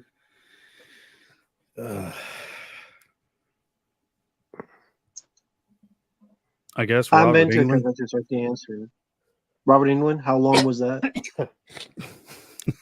That's actually a little bit of a cheat because so when I got there, you collect your bracelet tag thing to show that you're a part of the convention and you paid and all that stuff. The first thing they asked me, they said, "Hey, do you want to meet Robert?" And I'm like, "Yeah, of course." And they said, "Well, you're going to have to take one of these like ticket markers." And the line starts at like 7 or 8 in the morning. I knew I wasn't going to be up for that. So, because I was staying over from Friday to Saturday, he was only coming in for Saturday and Sunday, I think. And I made my girlfriend stand in line. Shit. which was hours. But she's an early person. I'm not. Oh God. And she was more than willing to do it. And I probably came down there and I probably stood for about half an hour. That's probably the longest I've ever waited. I've lucked up, man. I have never really had any super long lines. That was a really long line, but I didn't wait it. So. She's like, I'll do this, but you ain't DNA for 2 weeks. Yep. Well, that's what's funny. Like, cause she obviously wanted to meet him too. And then like we're in front of him and I'm talking to him and he's signing my stuff. And she freezes up and doesn't say a word. And then we leave, you know, and she's like, I was so nervous. And but she's like that with like everybody, man. She wants to meet so many people and she'll get there and I'll say everything and she never really talks. At the most, she'll say hi. That's about it. How long did you, Uncle Bill, the longest you had to stay in the line? 5 hours. It was 2005. Bruce Campbell at the Horrifying Convention in Baltimore, and me and my dad went, and we did trade out. Like I stayed about 2 hours, and he stayed about like I don't know. He took my spot and then stayed like about an hour and a half while I walked around, and then we would just trade out until like we got there. And it totally wasn't worth it, and I would never do that again. I mean, Bruce Campbell doesn't really say that much shit.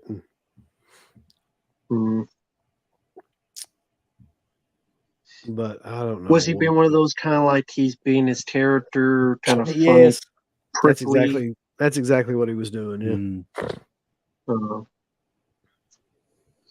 Did he? Is that just normal, or did he just put on a persona for conventions? I don't know. I don't know if that was like just how he is, or if that was just like his gimmick for when he went to shows. Like, I can't imagine he's like that in everyday life. I don't know how anybody would keep that up. Really? Like, what's the Tom Atkins? Yeah. I think he's just like that.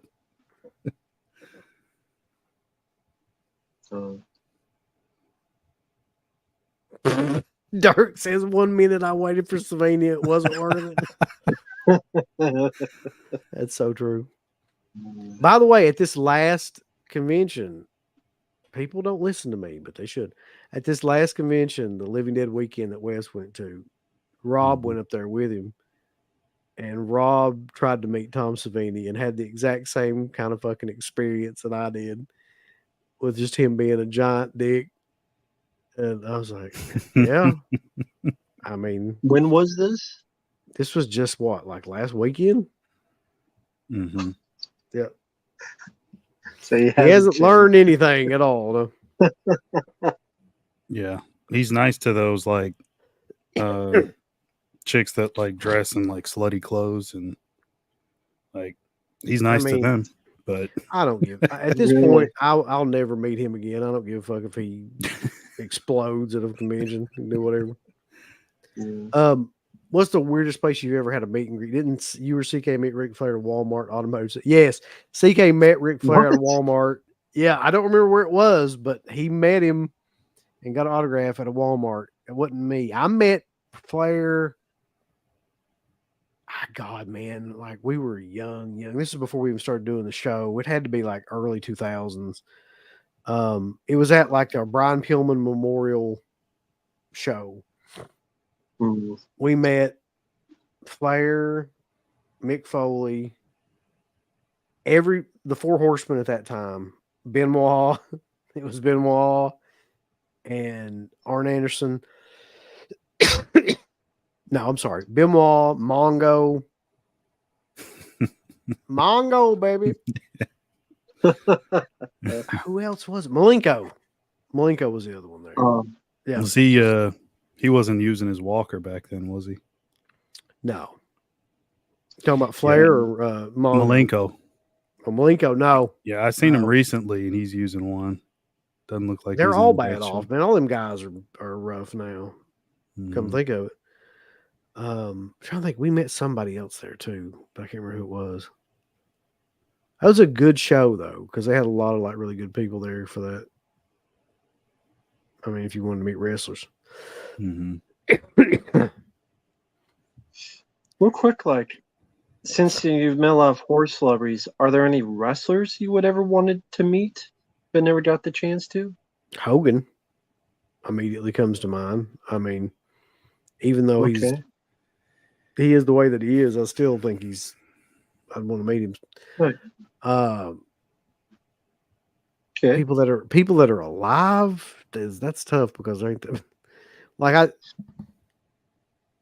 Yeah. let's see.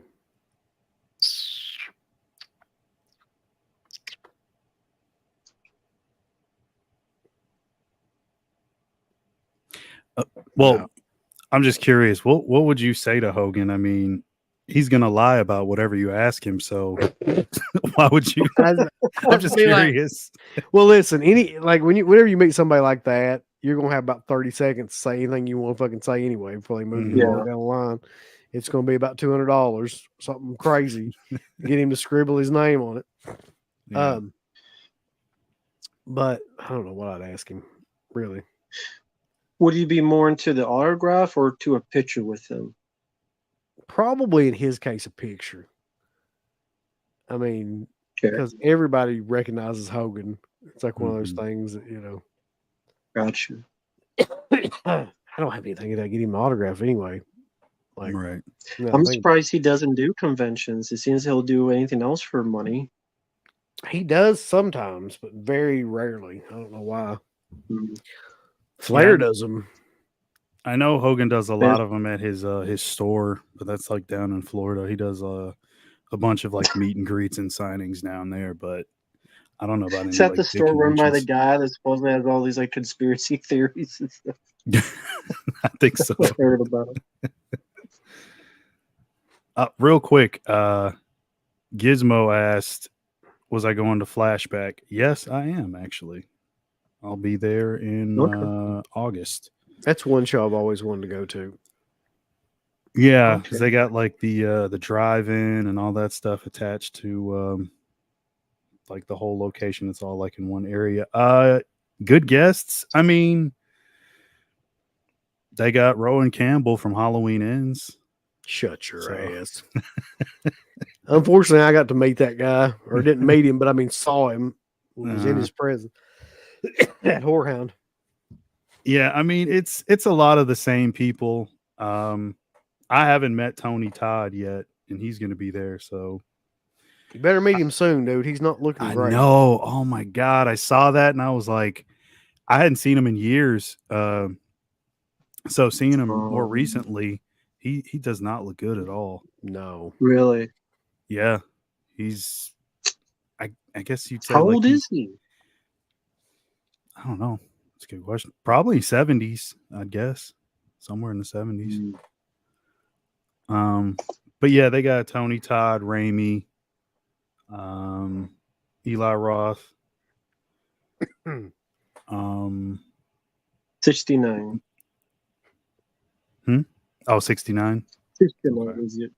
69 years old. Okay. That's too bad. Yeah. But yeah, mostly the usual suspects for that show. A couple of rare ones. Like I don't see God, I was gonna say Ernie Hudson, Keith David too often at shows. He's gonna be there. So there's some good ones. Hopium sends a super chat and says, "Are you guys fans of the first Wishmaster? Watched it again the other night and it still holds up, especially Divoff's performance. Thank you for the super chat, sir." I am indeed. Yeah, I love that Like- movie.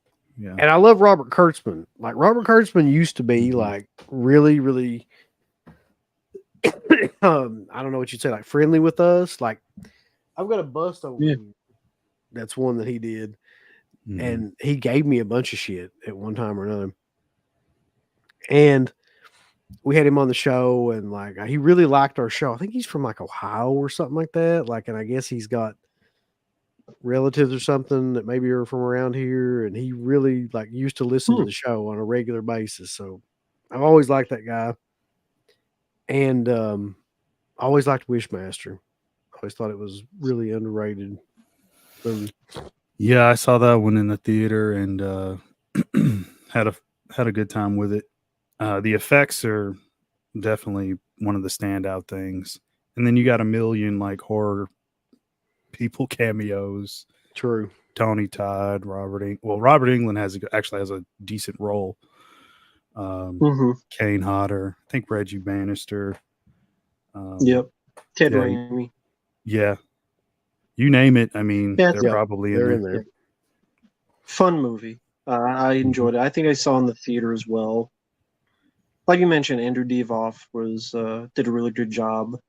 Yeah, because I think I first saw him in Toy Soldiers with Sean Astin. That's a Yeah, I great remember movie. that. And so it was good to see him in that. The second one is there, and 3 and 4 you never need to see. Mm-hmm. Didn't All Jack right. Shoulder do the second one? Yeah, he Yeah. did. Jack Shoulder's an interesting guy. Done a lot of really good movies. Nobody ever talks about. Yeah. Oh, yeah, He The did Hidden. The Hidden, yeah. Oh yeah, definitely. That's classic. I'm surprised that film still has not gotten like a good release. Me too. Surprising. There's a 2-pack of that with The Hidden and The Hidden 2 that would be perfect for like Vinegar Syndrome to do. Mm-hmm. Like that just seems like Yeah. something they would do. Yeah. Anyway, I'm about to lose my fucking voice for real. It's been killer. Pretty late. We've still got around 125, 130 people in here at 1:30 in the morning. I have no idea why, but God bless all of you for coming. Yeah. So It's Friday night's a good night for football. last Boy Scouts killer. Yeah. Matt, tell us what you got going on. First off, thank you for having me on. It's been fun as always. As for my channel, I continue to do a bunch of requests, so a lot of randomness, including reviews on bad Nick Cage films like 211. I'm sure like, what the hell is that? Furiosa, some Michael J. Fox reviews like Bright Lights, Big City. Sleeping with the Enemy, which I forgot how fucking boring that movie was. But yeah, it made $100 million. Mm-hmm. Which is crazy that made $100 million. Julia Roberts was over back then. She was. Yes. She was like Austin over. Mm-hmm. So continuing with that, and we'll continue thanks to people out there. How about you, Mark? Don't say nothing. No. The thing is I don't know if I should do a video on this thing just yet because I am going to Flashback. And I want to get it signed by Raimi, but I just got this in. Here's the here it is. So this is the media book for that Ash versus Evil Dead. But I got the big set for it, so let me move the mic out the way. He's gonna whip out a damn chainsaw. I know he is. Jesus Christ. Yeah, Wow. well, I'm bringing this down here so you can hear me. So this is the Ash versus Evil Dead set. Oh, and then so you gotta add the chainsaw, which is right here. Of course. There you go. It's killer. And then the shotgun, he needs his boomstick, which goes in the back. Hold on. There we go. It does. How come much out. was that? You don't want to know. Yeah, you don't want to know. But yeah, the boomstick is removable. It's like a magnet that like keeps it in there. So I'm gonna have Raimi sign this big bastard.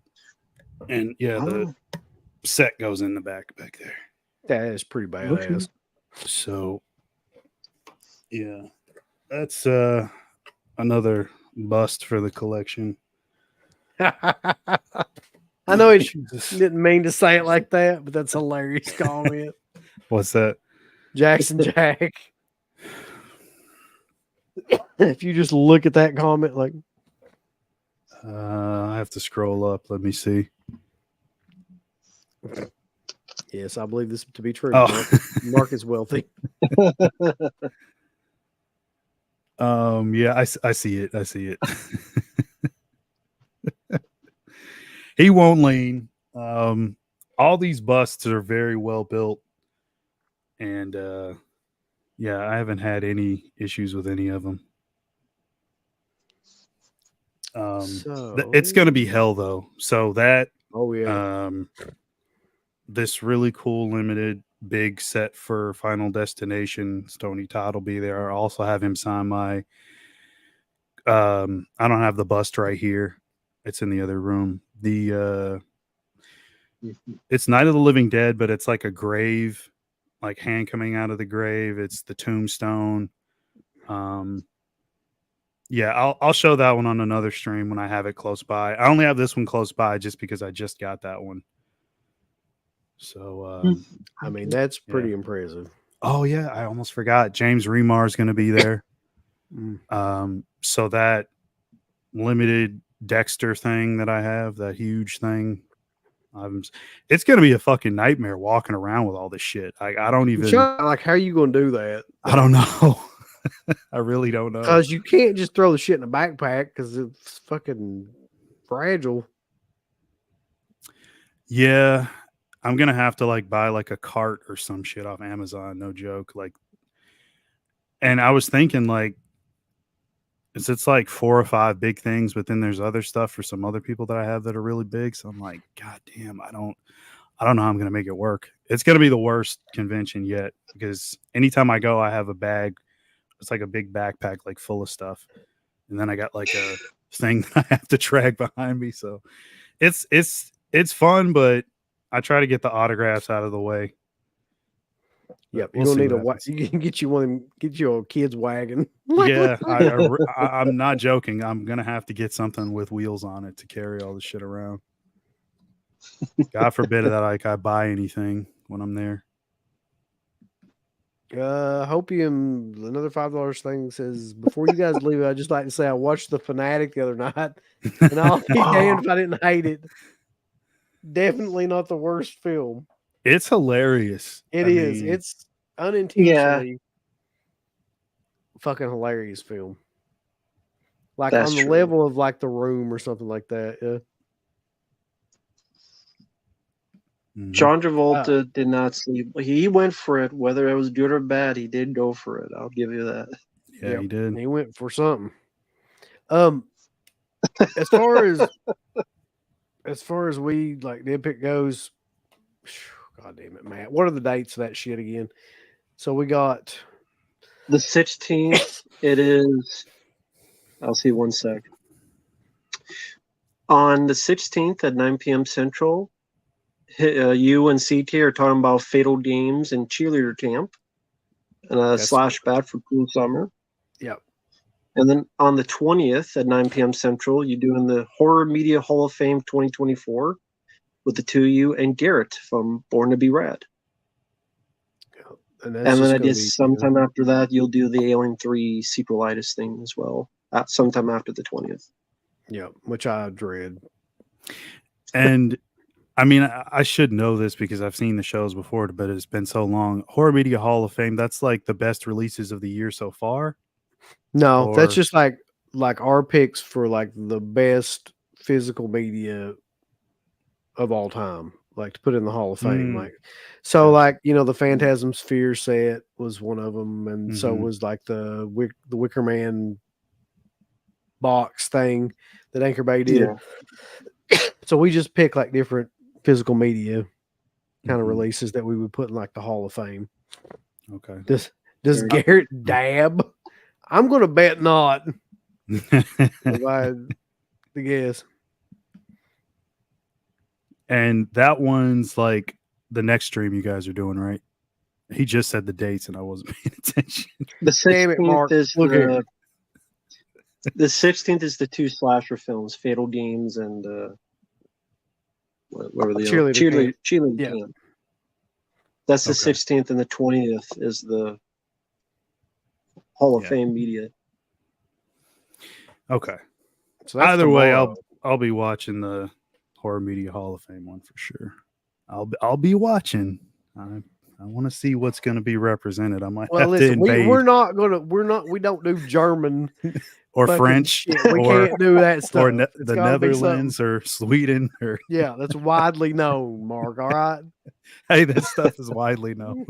Shit. Those things like 1 in 30 or something. Like crazy. Yeah, I think there's only like how many made of this again? Let me see. 5. God. I think 500 or something like that. Oh, more than I thought. Only 1,500 of these made. Jesus, that is more than I would have thought. Yeah, But it's hard to anyway, find. Thanks to everybody. Thanks to Matt. Thanks to Mark for coming out, doing this. Thank 3.5 hours of nonstop talking. My voice is fucking shot. I appreciate everybody that participated. The chat was rolling the whole time. Thanks to everybody. Mhm. Check us out over at deadpit.com. Into the Dead Pit. Check out these two guys' channels. We represent them all the time. And we'll see you guys later. Later. Peace, people. If I can find the outro. Give us the thumbs up, Up you butt. like, subscribe. And if you subscribe, here's something else you can do. Once you subscribe, you can click the bell notification, right? And it'll notify you anytime that Dead Pit puts up new shit. Poor dog. I really don't give a fuck. I want you to. I want you to. I don't care. Let's keep our community growing here on YouTube. I don't like it. I don't want you to do nothing. Listen, they need to do that. No, don't you dare touch it. Thumbs up. Subscribe. And click that bell. There's all kinds of wonderful shirts over at shop.deadpit.com. Simply the best horror shirts. On TeePublic, there are others, but they all suck. You can get some Dead Pit Radio shirts. You can get Last Out on the Left. The Hills Have Eyes. Texas Chainsaw. Oh, wait, you can't say Texas Chainsaw. All kinds of shirts, folks. You're gonna love them. Shop.deadpit.com. Thank you to all of our supporters on Patreon. Dead Pit on Patreon.com is the only place to check out a complete archive of the old Dead Pit radio shows all the way back from 2005 on, in addition to the midweek shows, fan commentaries, exclusive podcasts, and much more. Dead Pit on Patreon.com if you're interested. Tiers start at only $1.